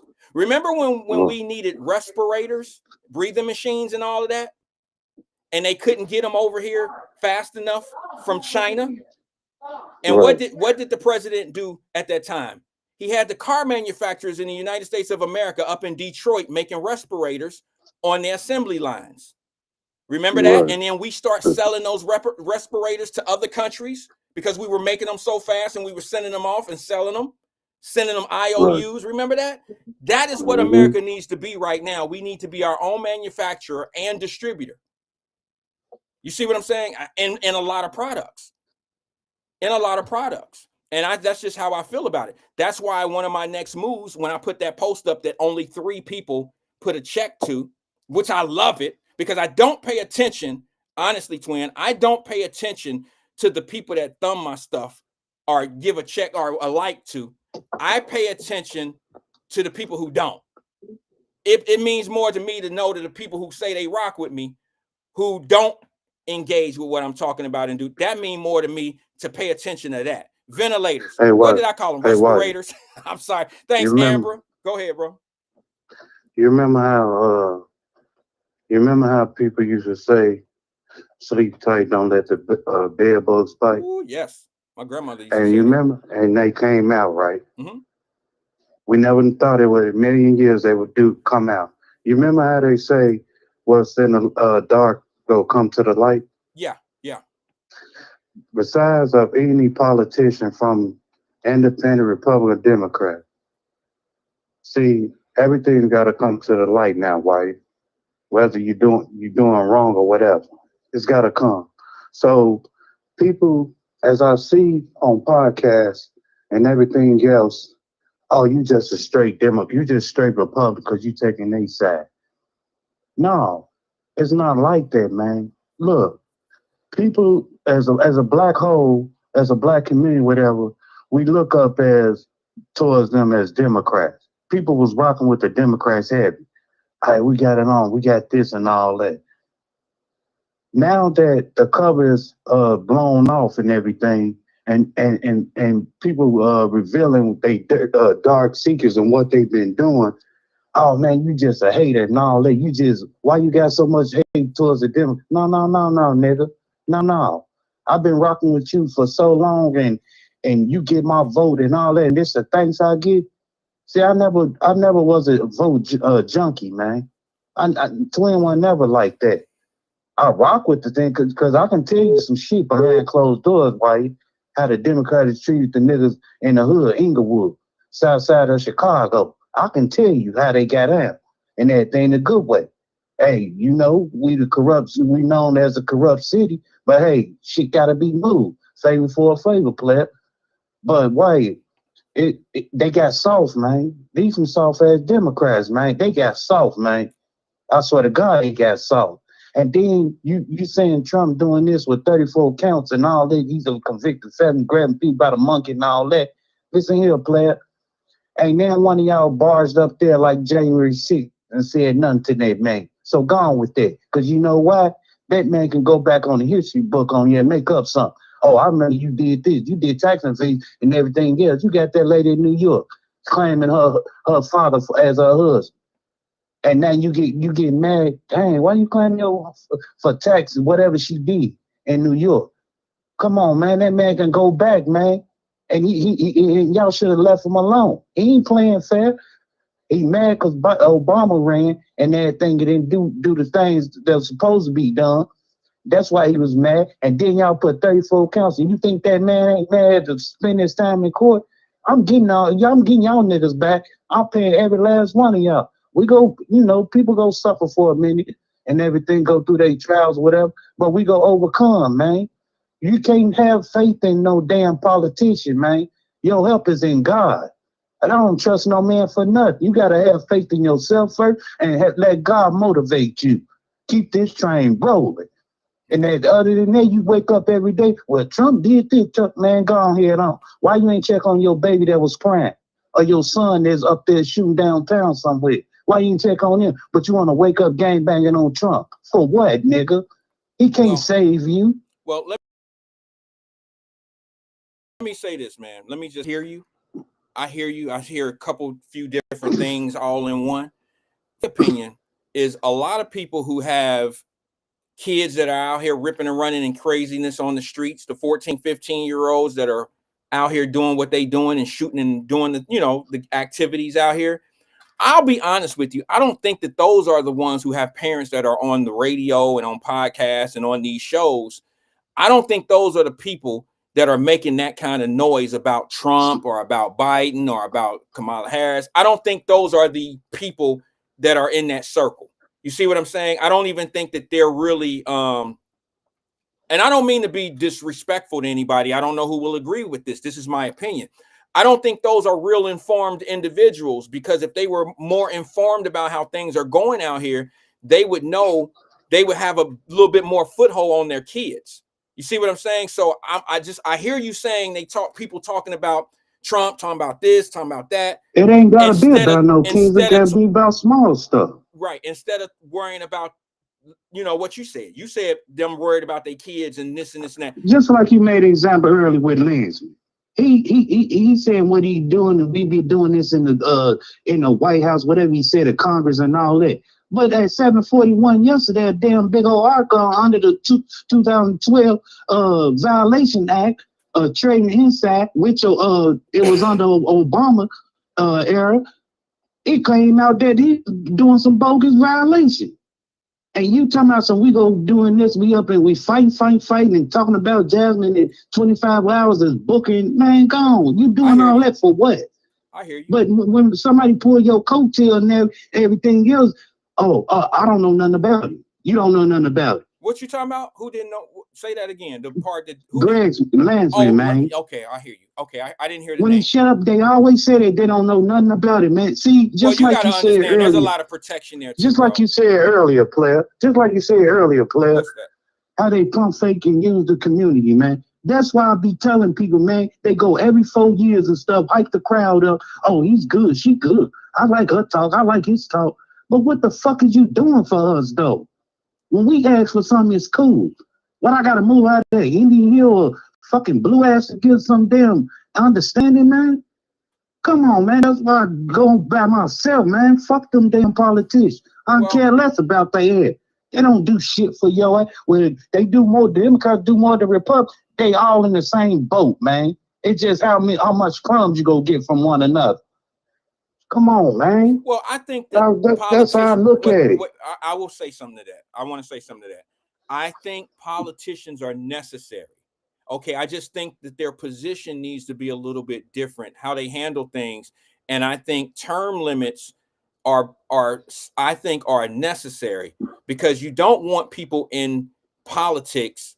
You know, some of these people, both Democrats and Republicans, have been career politicians. I think that's bad. Like, you never go to a community and see that the president of that community council has been the president for 40 years, 30 years, because the communities change, times change. You want somebody that's changing with the change. You want somebody to be part of the change. Change generally don't happen from people that have been settled in. You understand what I'm saying? Normal people, that things change when people change, and things come in to make change.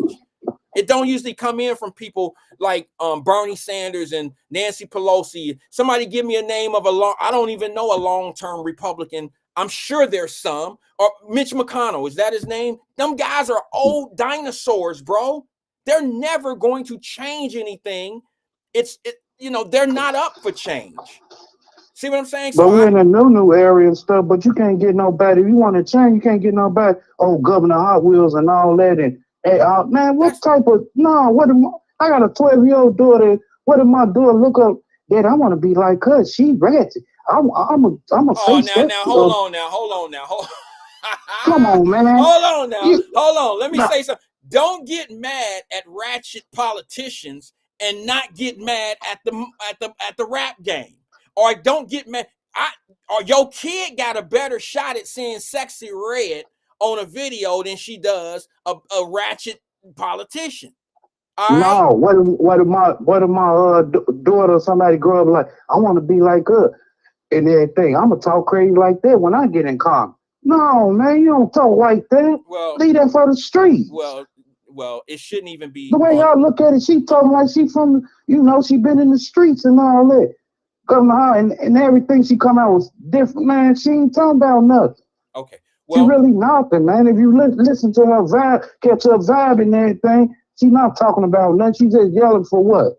For no reason, for attention, clout chase. She's a good creator and stuff on content. She can do your YouTube and all that. She good for that. Other than that, man, she ain't making no noise, man. That's why I say they phony. They fake to me. And y'all keep running up there to them polls, because I'm not, man. After this over with. This a puppet show going on, man. Ain't nobody real out here no more, man. You really got to sit down and look people in their eyes and study their body language to really realize what's really going on. Other than that, man, these people fake. Well, okay, all right. I mean, I got a question. That's my opinion. That's how I see it, player. That's how I see it, man. I got you. But now I got a question. I got a question for you. Do you? And this is a legitimate question that I like to pose to everybody. Do you have to be from the hood to act hood? No, you don't. Okay. Not really, but okay.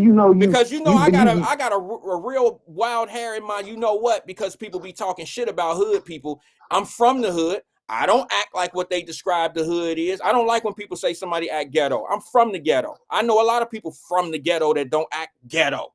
So I don't like that derogatory statement. That's like somebody saying, she's a damn lawyer, man. Stay in your lawyer lane. You doing all that for what? Flicking your eyelashes and hair and all that for what? Stay in your lane. Use a lawyer. Be professional about the situation. You getting over there, they like that stuff. And then when they come back on you, like, hey, remember in 2000, you had them tax evasion and all that, money laundering, then you look stupid. Now, just go ahead and act the politician, take care of tax or whatever, give the people what they want. Okay. Don't come out here, Governor Hot Wheels this and then come on, I don't want to hear that. Y'all keep on coming this, reading this, Trump this. What are y'all doing, though, to stop him? Not a damn thing, man. It's a puppet show. What can they do? They lost the race. Twin. Like Be they gangster, tried. man. They tried. They Okay, think okay, about it. okay, Think about okay, it. They okay, did an okay, they did okay. okay. Remix off this, They then, did Wyatt. an election. Remix off this. Remix off this. Why they ain't coming up with a strategy there for next year, then?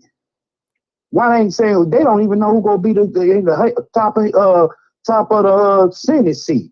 Who's gonna run for that? Who's gonna be the next president? They lost out here, man. They talking about Stephen A. Smith. Stephen A. Smith, I ain't running nowhere. I got a big check for ESPN. You think I'm about to get this up? Come on. Well, I So don't who know. gonna run for them? I don't know. It's not my job to put it out there. I mean, no, Okay, I then don't know who nobody. they. You said it. You said it. Basically, you said it. Nobody. They ain't got nobody for Congress to take the House and Senate over or the president. Well, They lost out here. But every day it's Trump talk. Okay. And he liked that. They both got swag, him and Obama. But right now, it's Trump talk. Come on, man. You gotta come up with something, man. I'm tired of hearing that on different podcasts and radio stations. Trump this, Trump, but y'all can't even the only thing you hear about Trump talking today, you knew Lil Willie shot up the school. Lil Bobby on Twin, we was shot the having police. a good conversation and no one brought up Trump over here till you mentioned it. Man, no, Russian did. And no, He this did stuff not just bring up irks me, man. Trump. We were talking about stocks. Huh? He did not bring up Trump. We were talking about stocks. We were talking about what happened with the tariffs. We were talking about some stock moves and stuff like that. That's what we were talking about. I understand that. He said Nancy Pelosi. Did you hear about Landsman and all that? Right. I caught that. So what is you talking about? That has nothing to I do know with what Trump. he said, Blair.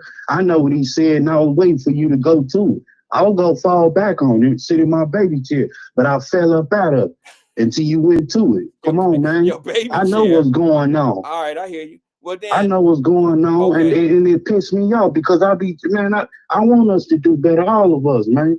But when I get on different podcasts or watch the news, it's Trump talk every day, but they never came out like, hey, listen here, this how we go move. Come on, Wyatt. That's how I look for it, man. I understand, brother. What they coming up with? All right. Not a man, all right, I gotta move know. on, man. I got another call coming in. Oh, my fault. No, it's cool. It's cool. Got a couple coming. All right, bro. I appreciate you engaging with us, man. I really whatever. Do. Yeah, whatever. I do, bro. Hey, man. When have I ever told? When I always take your call. Maybe at the end of the show I might not because we out of time. But yeah, you turn just like the wind, man. What? And the weather. Yeah, right. You changed on me. All right, bro. I ain't trying to change on you, brother. I've been very consistent in my ways. Trust me. You know I gotta mess with you. All right, brother. Thanks for engaging, man. Peace and love to you, twin. I don't know. I don't know, bro. We was talking about something different. Maybe I missed something, but we were talking about something different. I guess you can, attach Trump to the tariff talk, but it wasn't the same, that wasn't the same thing. I mean, we were talking about tariffs and how it was affecting the stock market.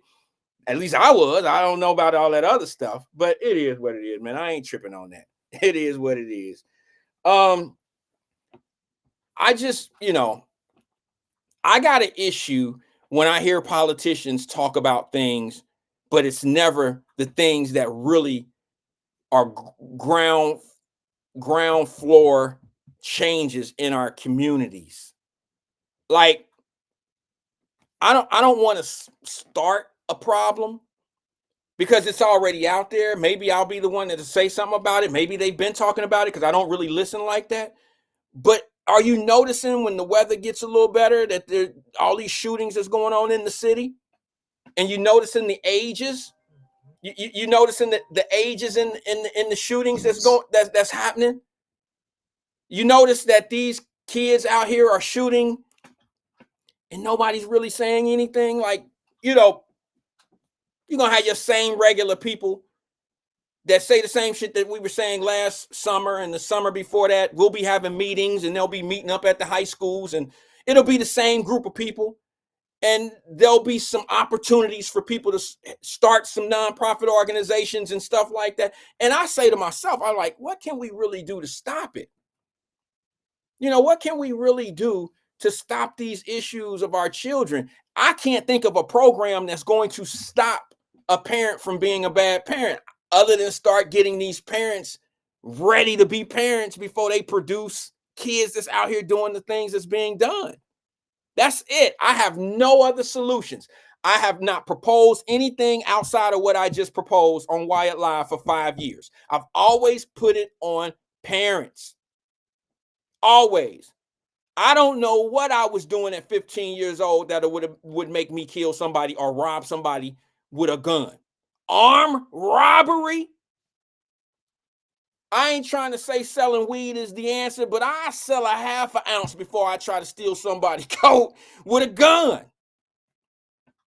Do you know how far gone you have to you have to be so far gone to not even be afraid of the consequences of an armed robbery if you get caught, or if an armed robbery goes bad like it did the other night. You're gonna take a gun out, put it to somebody, and he takes off and y'all get into a shootout. I'm gonna tell you right now, neither one of them look like they went, and I don't mean to speak on the dead like that. One had a registered gun, one had a street gun.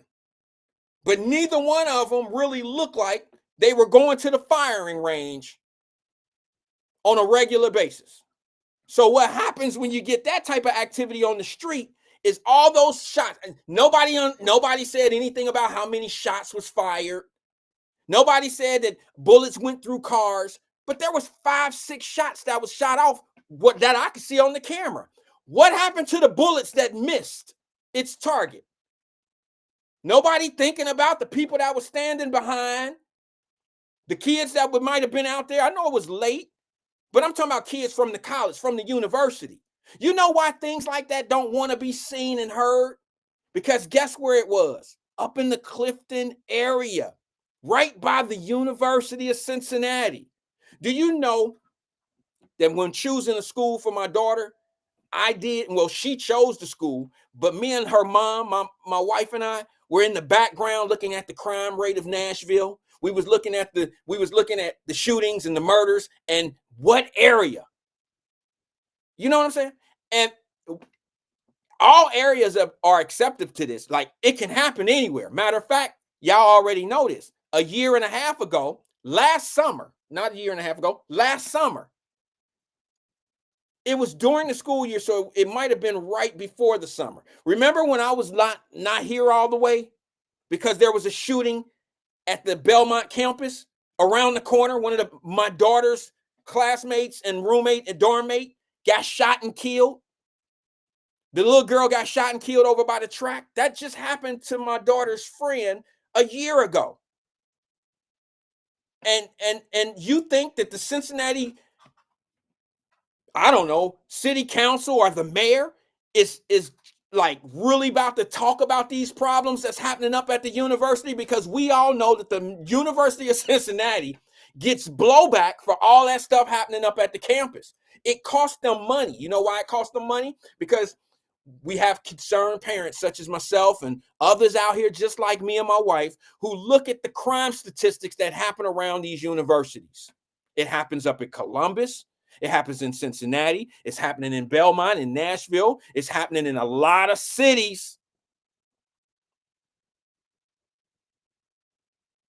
It happens in a lot of cities around here, man. I'm telling you. And there's a reason why they're not talking about it. And here's the other thing they're not talking about that I find to be intriguing. The 15-year-old that just killed somebody had no damn business out on the streets. This is a kid that has 16 contacts with the courts in the last 2 years. Since he was 13, he been out here doing that one type shit. Our babies. He been out here shooting, dealing shit, doing all this old crazy shit since he was 13. I hate to say this, and I don't want to say this with no compassion, but I got to say it for what it really is. That little boy didn't stand a damn chance now, did he? That little boy didn't stand a chance at life to be out here shooting and doing crazy shit at the age of 13 years old.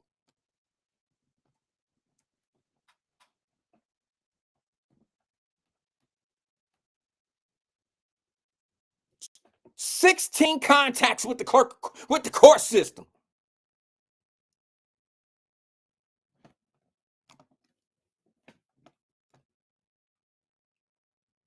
Should that little boy had even been outside? What was the time of the day? What time was it at night? Where's the article?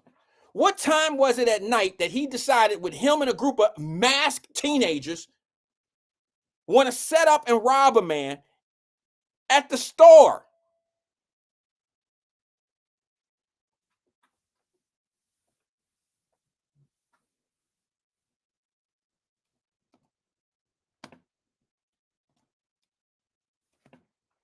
Terry Coleman said it was 9:30.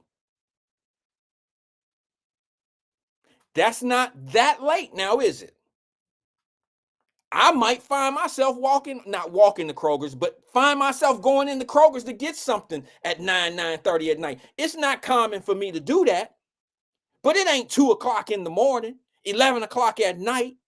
It's a time frame that regular people could be out walking or doing something, especially in the Clifton area where there's innocent students walking around, going to the library, going to get them something to eat, and these folks are out here shooting. And it's kids.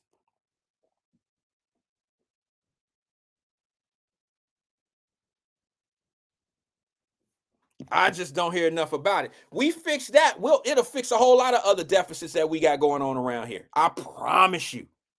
I promise you. I promise you. I'm going to show this little clip right here, and then I'm going straight to the phone lines. I just want y'all to see this. This is the 15-year-old that there's the 15-year-old.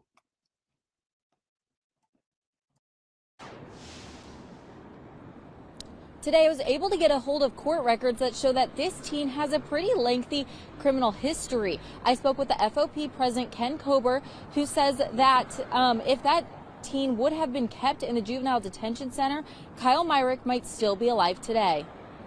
You didn't see this coming.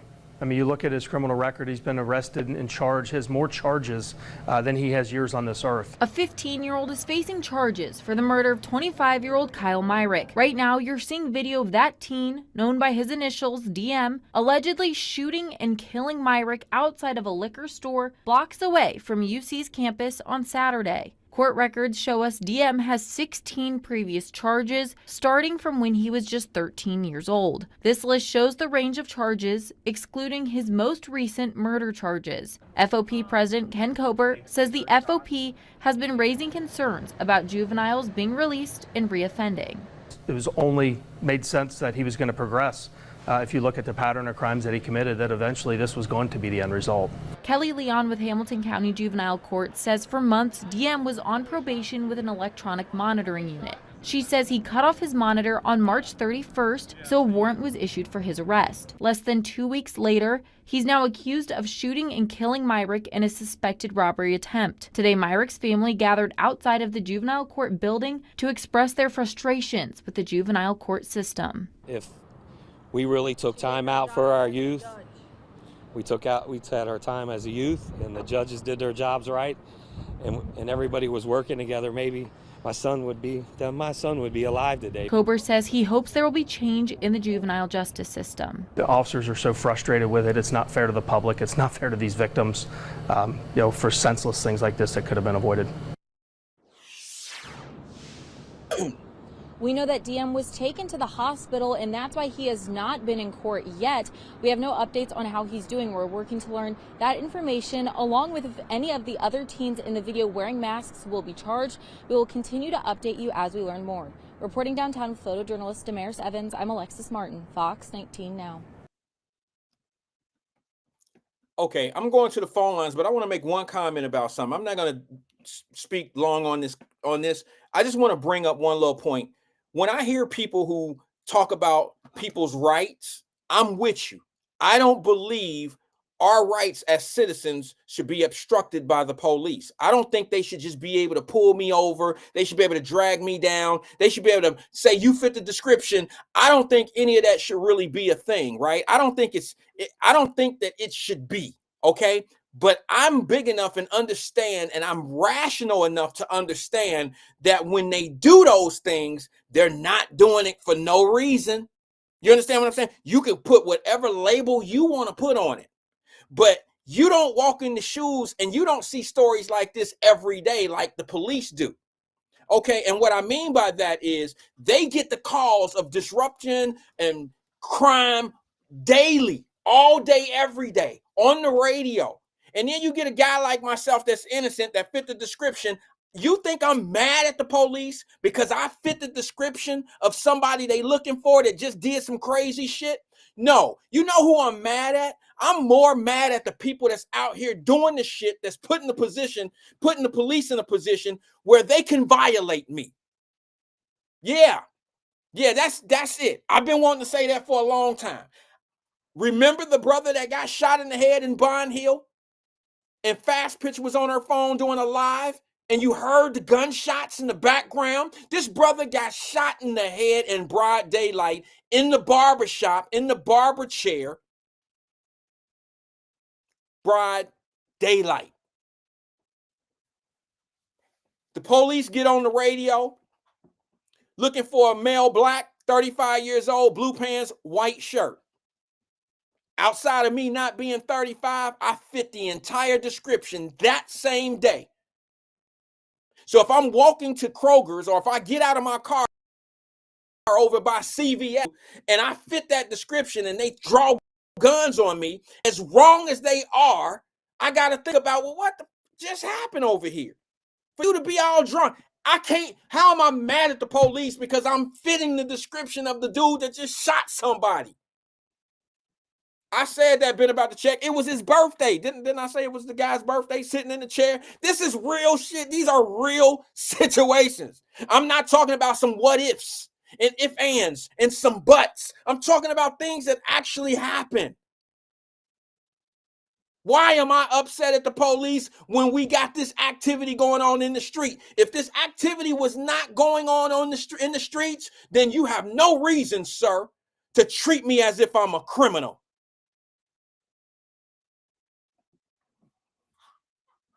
But if I'm out here looking and fitting in some descriptions, how am I gonna be mad at the people that's trying to make it safe for me?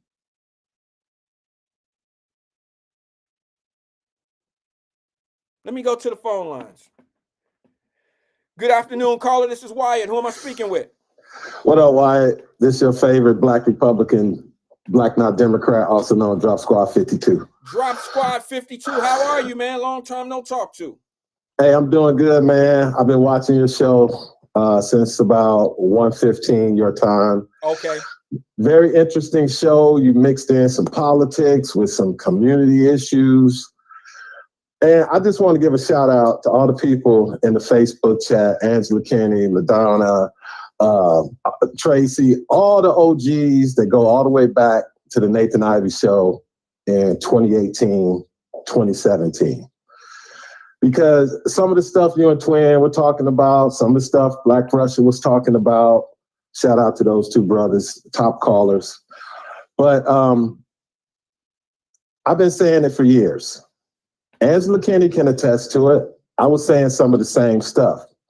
But the only reason I'm sitting here patting myself on the back is because nothing's going to change until these so-called politicians address the main cause, not the symptoms, but the cause of this pain, suffering, self-destruction that's happening with people of color, okay? Because we're not Black, it's people of color. But this country elected Barack Hussein Obama to be the face of America for 8 years. Then America turned around and elected Kamala Harris as the first Black woman to fill the seat as vice president. But these two prominent Black people, also known as people of color, have failed their own communities because the Democrat Party in the 2024 presidential election spent 1.45 whatever the number is. They spent over $1 billion. This money came from mostly rich donors who are giving these politicians money to carry out a certain agenda. Now, both of these black people, Barack Obama and Kamala Harris, are no longer serving office. Where are they in the community, up front, addressing these type of issues that you were just talking about with that 15-year-old black man or young man who took another young man's life, who didn't look white, he looked Puerto Rican or something, but that's beside the point. Where are they? If you're waiting for a politician to solve this issue, keep waiting, and these things are going to continue to answer, because me and you both know what the problem is. It is the black community. So like you were saying earlier in your show, how you look out for yourself sometimes, and I call that me before we, until the me in the we start pointing the fingers where they should be pointed. None of this stuff is going to change, bro. Well, it's not going to change. Let me ask you a question about the point you're making. Okay, I agree with you, but I do have a rebuttal to it. Let me ask you a question. First, I don't know what Kamala Harris could have done. She was not in control. It was Joe Biden. Just to make it clear on the Kamala Harris comment.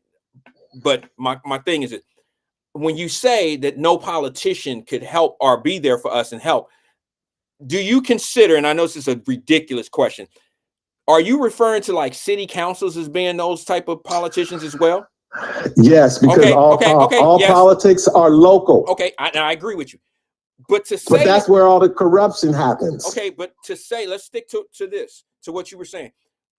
To say that they have no part in some of the things that go on in the city, I don't quite buy that all the way, because they are the controllers of the law. They can set law, they can put law in place, they can put rules in place, such as curfews. They can start making things a little bit, harder to do for parents that are lacking in the parenting area. They can implement things at a state level. They can bring it to the forefront. They could do and be a little bit more progressive toward what changes need to happen in their communities. So I do blame them in a certain sense of not implementing certain things. Like, I'll give you a perfect example. In this particular case, this 15-year-old would not have been in violation of the what do they call it? The curfew. He wouldn't have been in violation of the curfew. But this young man cut his ankle bracelet off 2 weeks ago before this shooting dropped. You hear me? He cut an ankle bracelet off. Yeah, I heard you. They put a warrant out for his arrest when they found him. Right. But what I'm saying to you is maybe the ball was dropped before that, because you're talking about this kid being in trouble since the age of 13 years old, all the way up to this point. Why does he have a privilege of being able to be out on home incarceration? Home incarceration means you go home to your parents. And you see, Wyatt, that's the thing. That's what I'm talking about. Wait a minute. You can't hold this. You can't hold a child accountable. It's the parents. Maybe the parents should have been locked up. Maybe a warrant should have been put out for the parents. I'm getting there. You got a court system that's releasing children to parents that are already lost. They've already lost their kids. So when you have a system that's saying, go home to your parents, you'll do better there, when you've already been failing in that environment, what sense does that make? Somebody dropped the ball there as well. Home incarceration, like for instance, the young man out in where is that, Texas, that just stabbed a dude in the chest. He got he had $1 million bond that was reduced down to 250. I'm saying that's very fair. It could have been even lower than that. You know why? Because bonds should not be held to punish people. But that guy, the young man who's 17, he has a support system. When he go home, he's not going to violate that home incarceration rule. He has a father and a mother both at home. And that's why that's why I have no problem with the judge releasing him to his parents being at home. He's not a flight risk. He's not a menace to society. He's none of that. But this young man that you release home to an environment that's not there, Makes no sense. And I could tell you 10 stories off the top of my head where they do shit like that. The little boy that's sitting in home in a wheelchair right now, an 8-year-old, got shot 2 years ago because the court system let a 16-year-old on an OR bond, let him back out in the same environment. He got another gun. A week later, he get into a shootout. And you got these little, a 6-year-old, an 8-year-old, and an 11-year-old get shot in a crossfire. This guy should have never been out on the street. But see, Wyatt, you're a member of the court, okay? So you already know the answer to your question. It's because the state laws have not passed legislation to hold these parents accountable. So now some states they do. So are you still saying that the politicians you can't blame them, or they have no fault? No, because see, the reason I brought up the Washington politicians, the former president, the former vice president, is because most of these local municipalities get federal funds, okay? And you, as a Washington, D.C. politicians who's sending money to these cities where all these problems occur, you can have strings attached to the money through an executive order. If you don't do X, Y, and Z, you get no money. Right. And that's the only thing that will make these legislators move on these issues. But again, Wyatt, the Black community is expendable. That's why our population has not grown in over 65 years, Wyatt. We have been in 13 to 14%. That's it. Well, let's pose a question. All right. I think that's an unbelievable point that you just made. How could a race of people stay stagnant at a 13% population rate in 65, 70 years? What's keeping us stagnated? What's keeping us all? Everybody knows the answer. No, I don't. I can make a couple of guesses. Wait, it's three things, Wyatt. Okay. Murder, incarceration, and abortion. The abortion rates have gone down over the last 10 to 15 years. But again, the murder rate amongst Black people killing Black people and the incarceration rate of young Black men. And then, of course, the abortion thing that was really huge 10 to 15 years ago. Those are the reasons our populations have not advanced. And then the fourth one, if you want to include it, is the fact that Black women do not want to bring babies into the type of environment that they're going to be exposed to. The crime, the drugs, the poverty.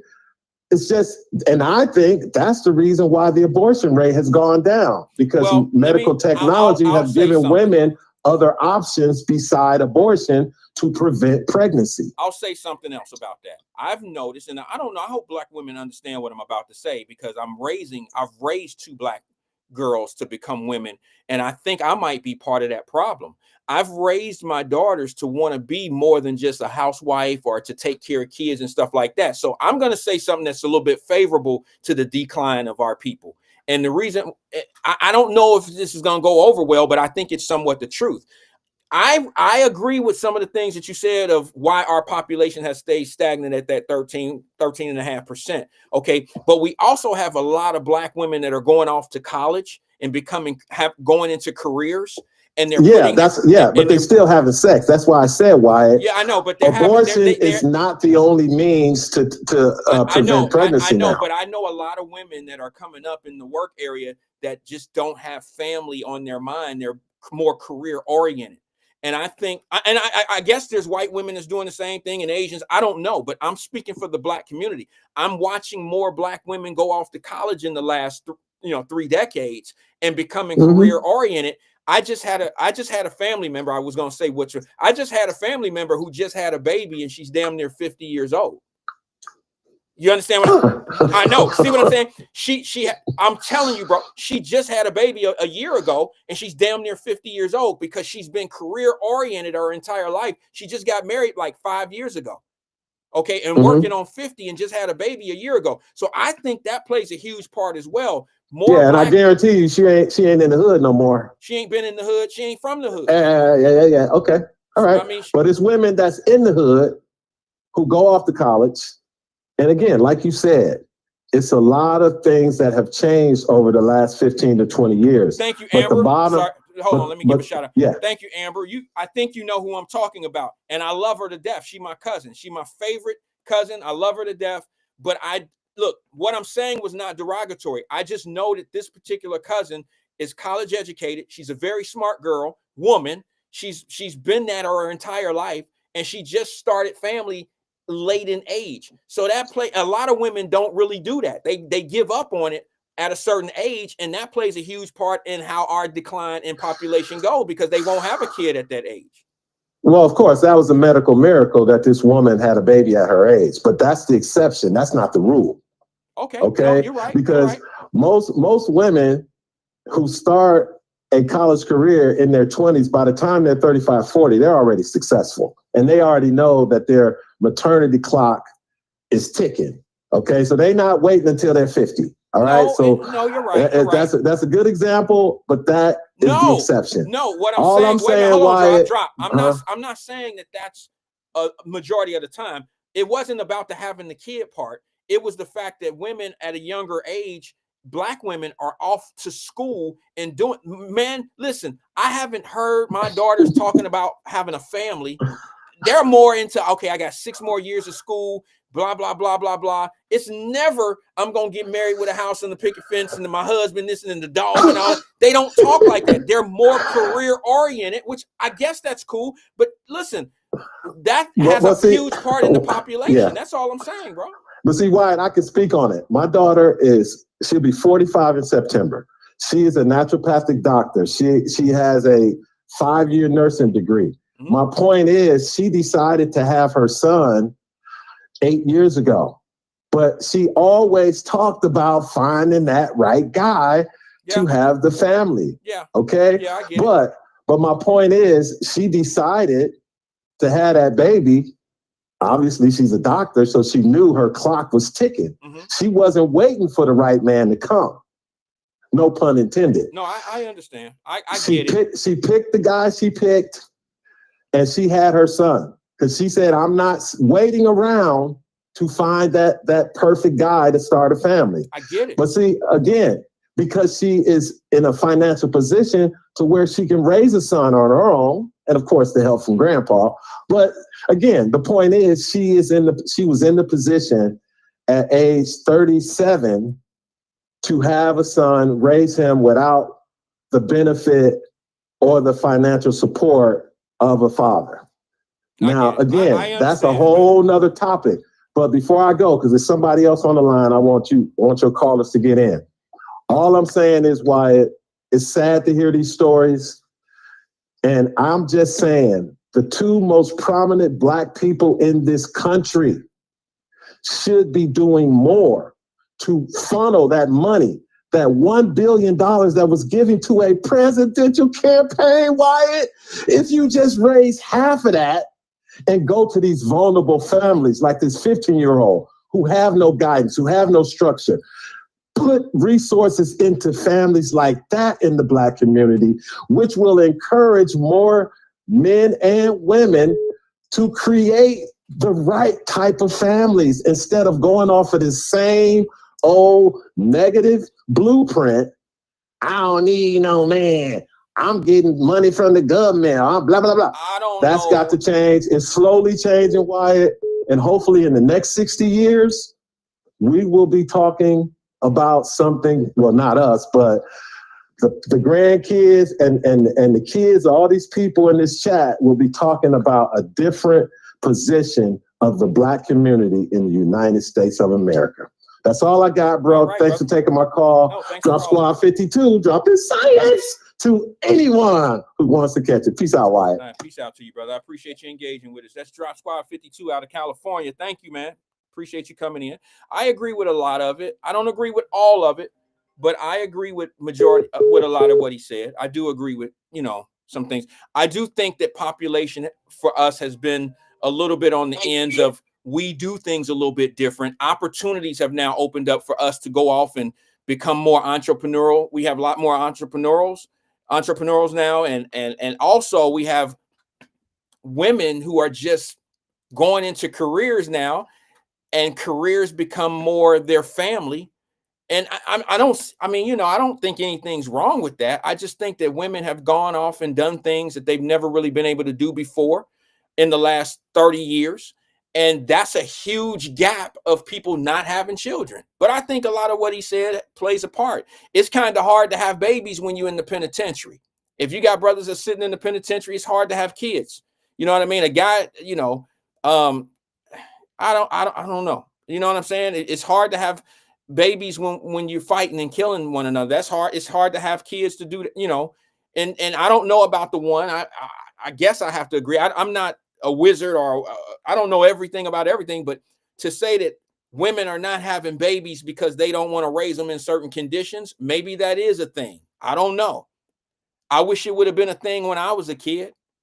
I mean, that obviously, to me, where I'm from, that one don't make any sense to me. That's just me, because I come from the era where the more kids you had, the more money you got.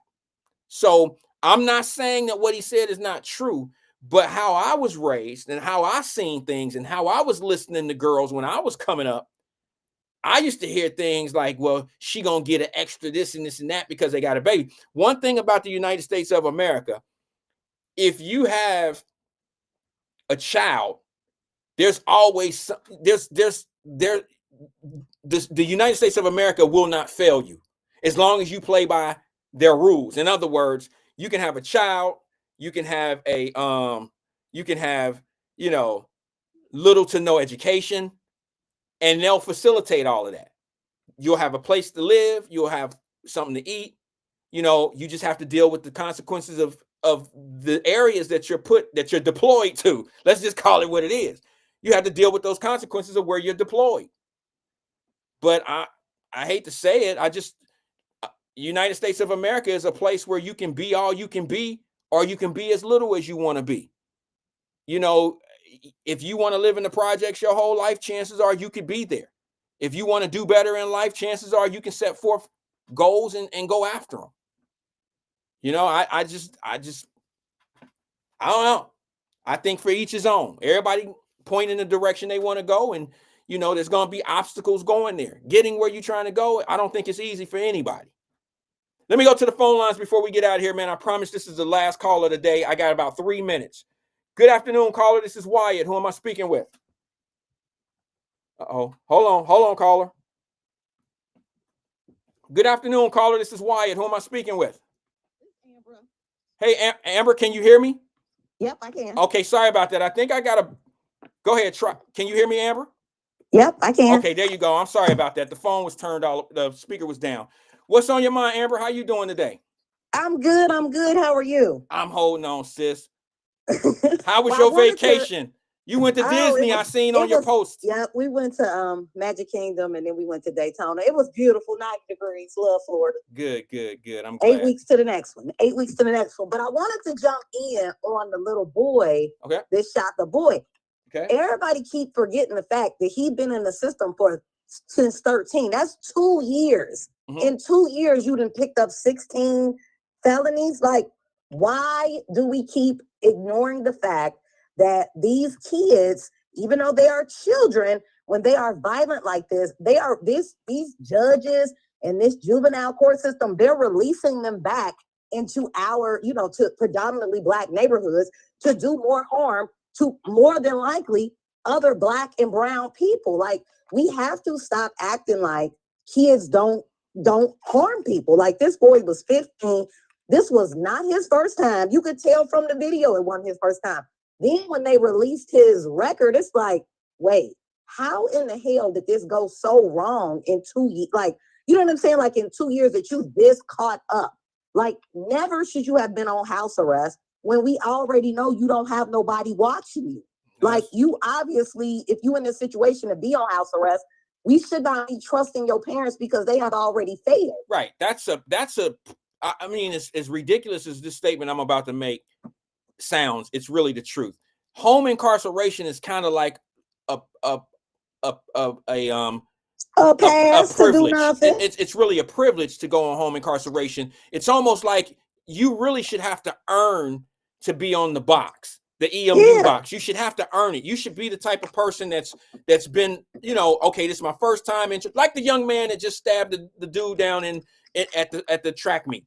He is well deserving of home incarceration I think the bond is a little high. I know the $1 million bond was high. They dropped it. Now, like I said, the little boy, I think that, guess what? He ain't never had no problems. We clearly see that his parents are, you know what I'm saying, together, and they have the ability to watch after him to make sure that he ain't gonna get into nothing else. We know he ain't going back to school. No, he's not. He deserves a free trial or a fair trial. So Absolutely. like, I get it. Absolutely. And that's the type of kid who's 16, 17 years old that I would say is where entitled. His mama and daddy both attended court. Right. They married and they vouched for him. Right. They got a house. They got stuff that they can put up to say, no, we're going to make sure this fool come back, you know, so that he can get his fair trial. We're going to see this process too. That little 13-year-old, I guarantee, I don't know nothing about his mama, don't know nothing about his daddy, grandma, or nobody. But like, why in the world, maybe once, maybe twice, but 16 in 2 years? Like, literally, when you show people who you are and you continue, this is a trend. Like the police said, yeah, we kind of, you know, you have to be a fool to think that this is not the you know, the route that this was going. Like his cases, he was he was going to kill somebody. I guess they was baking that he was going to kill somebody black, because don't nobody care when black people. I keep trying to tell people, hold on, Amber, I got to get in on that. I got to get in on that. Because you got so many people that vouch and want to come to the rescue of our children. And I'm one of them that don't believe that children are bad and they're just raised bad. That's just me. But this was a bad child. Right. But here's the thing, though. Here's the thing, though, sis. I'm a firm believer that the people that allow this type of stuff to happen, and they're in control of how these kids maneuver. I'm talking about once they get in the court system. It's like the 18-year-old who ended up getting the 6 and the 8 and the 11-year-old shot up in Westwood a couple years ago. Like I said, another case. Go ahead. That judge gave that young man who got a gun charge an OR bond. Okay. Yeah. He got out on his own recognizance, went back to Westwood, dropped him off in the same neighborhood. He caught a gun charge. He got a gun again, and within that same week, he get in a crosstown shootout with somebody. 3 innocent children get shot. 1 is in a wheelchair forever, okay?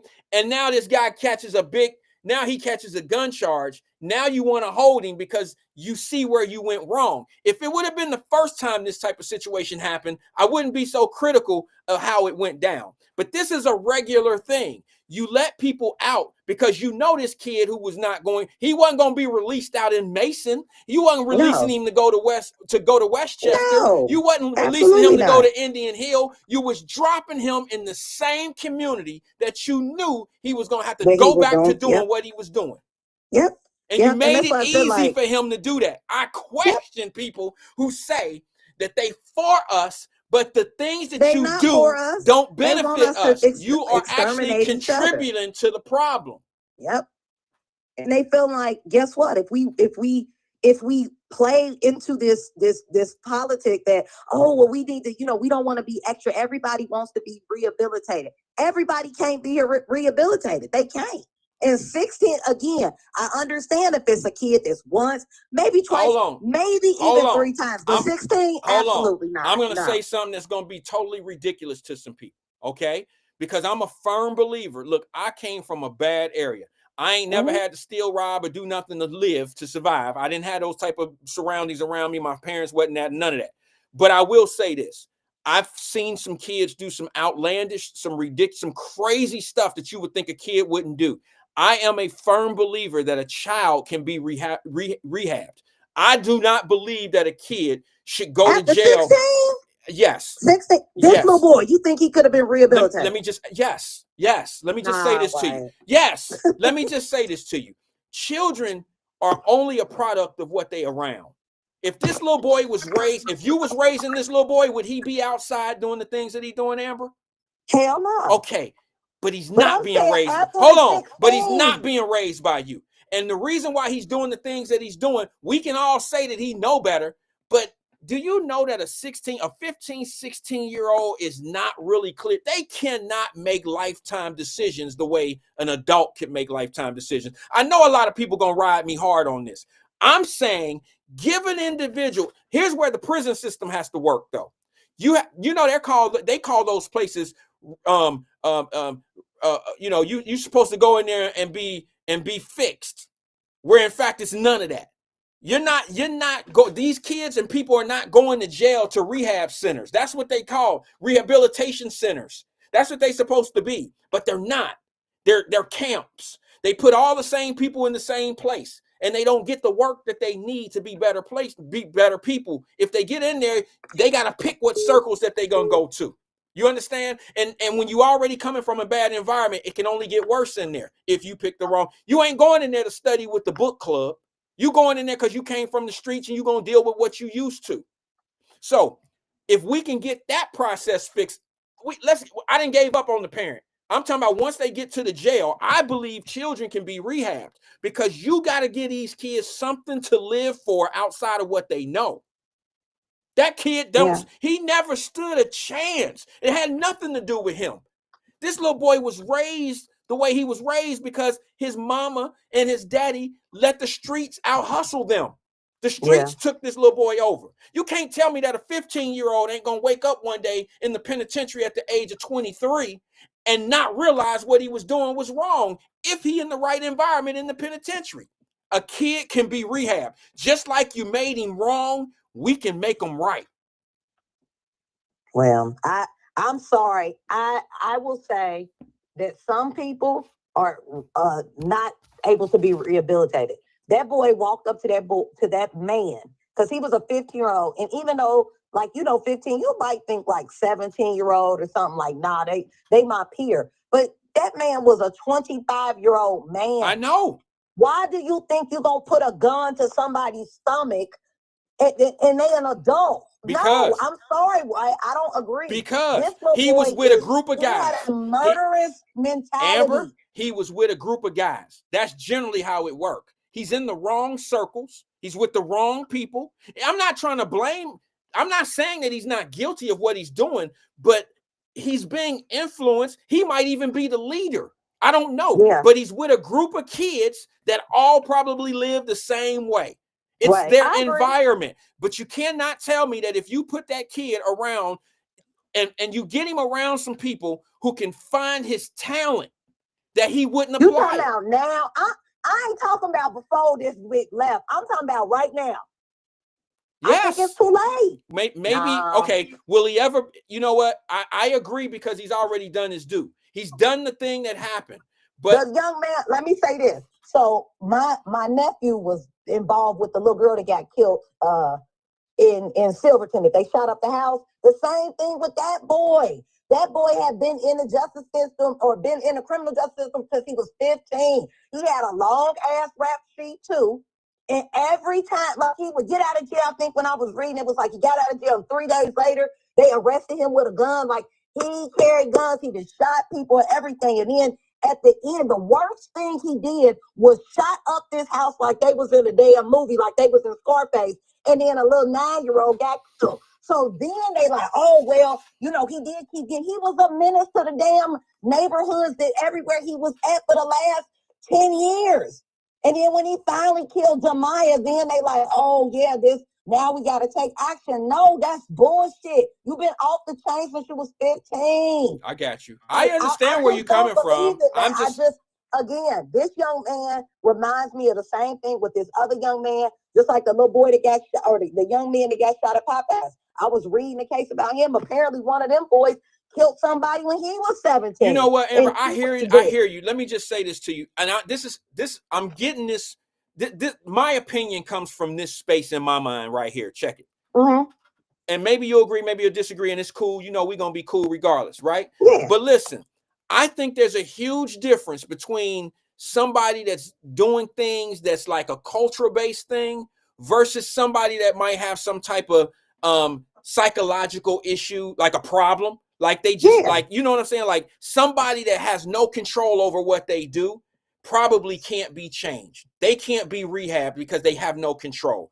But when you have somebody who has control of what they do and they choose to do the wrong thing, you can get them to think differently. You got to offer them something in life that's better than the choices that they've made. That's just how a lot of these people don't have. I mean, how many kids do you see from the suburbs doing the same thing that these kids that have little, parent supervision and all that stuff? How many kids from the suburbs is doing this same stuff nightly? And the reason why they're not doing it is because those kids have a little bit more, that somebody's offering them more in life than what these other kids are getting. So once you equal that playing field, now I got to see if this kid could be helped or not. But until I get an even playing field, I don't know if this kid is good or bad, because all he's been around is bad. Yeah, now I agree with you. Okay, and that's all I'm saying. I'm not suggesting that, look, I'm not a big advocate of a kid that grew up in a circumstance, he does the ultimate thing of a murder or whatever, and now I'm just going to throw the key away and not give him an opportunity to be somebody. He's been in an environment that's been created by some failures. Yeah. So I can't blame him for his choices. Now, let me just say this, and I know I'm going to get some blowback and pushback because of this. The 17-year-old that just killed and stabbed that boy, I don't know the circumstances at that. But that young man, unless this is a real self-defense case and it's something that I don't know what's going on, I ain't heard about it, unless this is a real self-defense case, that young man had too much to live for. He has a family. He has too much support. He should not be in the position that he's in right now.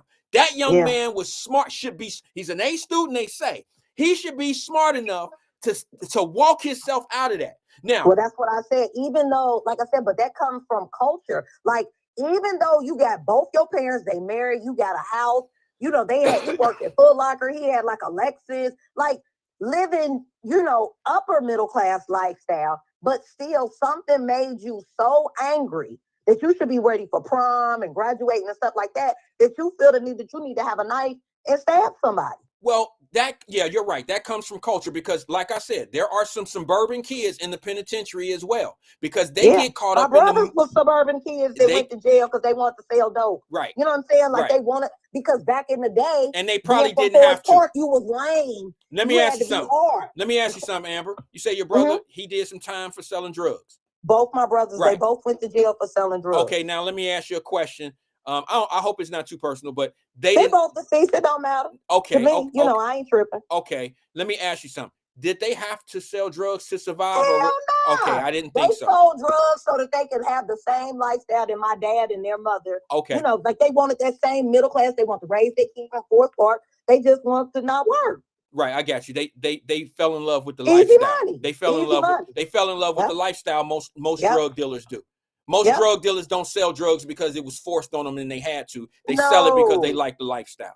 Yeah, it was the lifestyle, the women, all that came with it. Okay. That's just what it was. All right. Hey, Amber, I'm up against the clock, babe. I got to go. Go ahead. All right, I'll talk to you. Appreciate it. Sorry, guys. I ran over the time, man. Peace and love to everybody, man. I'll see you guys tomorrow at 1 o'clock. We're doing half of a show because I will be picking my daughter up from the airport tomorrow at 4 o'clock. So I have to get out of here a little early, but we'll give you at least an hour, maybe an hour and a half tomorrow. Peace and love to everybody, man. Nothing but love. I'll see you tomorrow, 1 o'clock. Trying to touch 10 figures.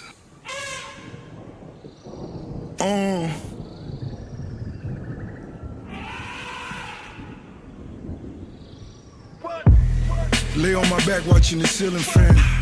I had a dream to touch a kilogram. I seen your bitch through my gazelle shades. Skull and bones till I die, nigga well paid. Got on my khakis out in Tallahassee. Sahara Desert and I'm even flashy.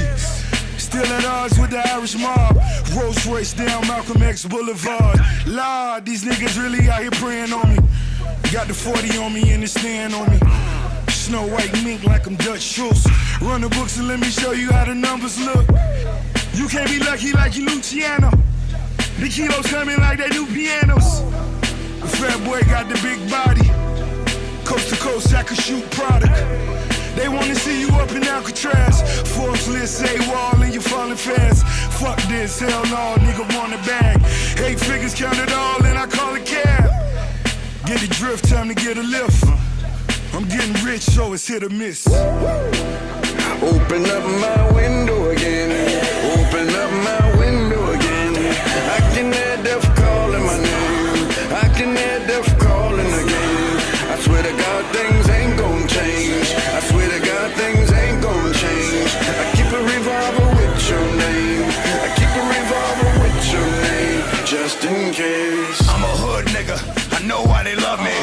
some underground shit, just like the subway. Battle niggas in the streets and murder whoever you put on this fucking stage. I'm the fucking plague, I'm global warming. I'm the Ebola virus, my niggas is pirates, prepared for violence. Silence, how many times you been behind the wall? None. You either snitching or lying about the shit you done. You ain't never moved a brick like you was building a house. You ain't never put a nigga out with a gun in his mouth. Only thing you ever shot was pool. Only thing you ever cut was class. Y'all niggas is ass. What? Open up my window again. Open up my window again. I can hear death calling my name. I can hear death calling again. I swear to God things ain't gon' change. I swear to God things ain't gon' change. I keep a revolver with your name. I keep a revolver with your name, just in case.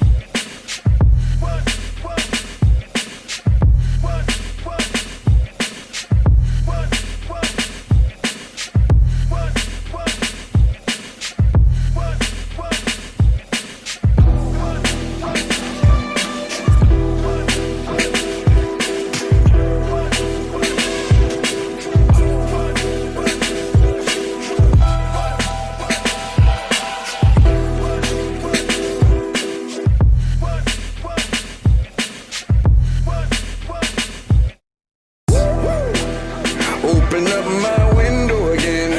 Open up my window again. I can hear death calling my name. I can hear death calling again. I swear to God things ain't gon' change. I swear to God things ain't gon' change. I keep a revolver with your name. I keep a revolver with your name, just in case.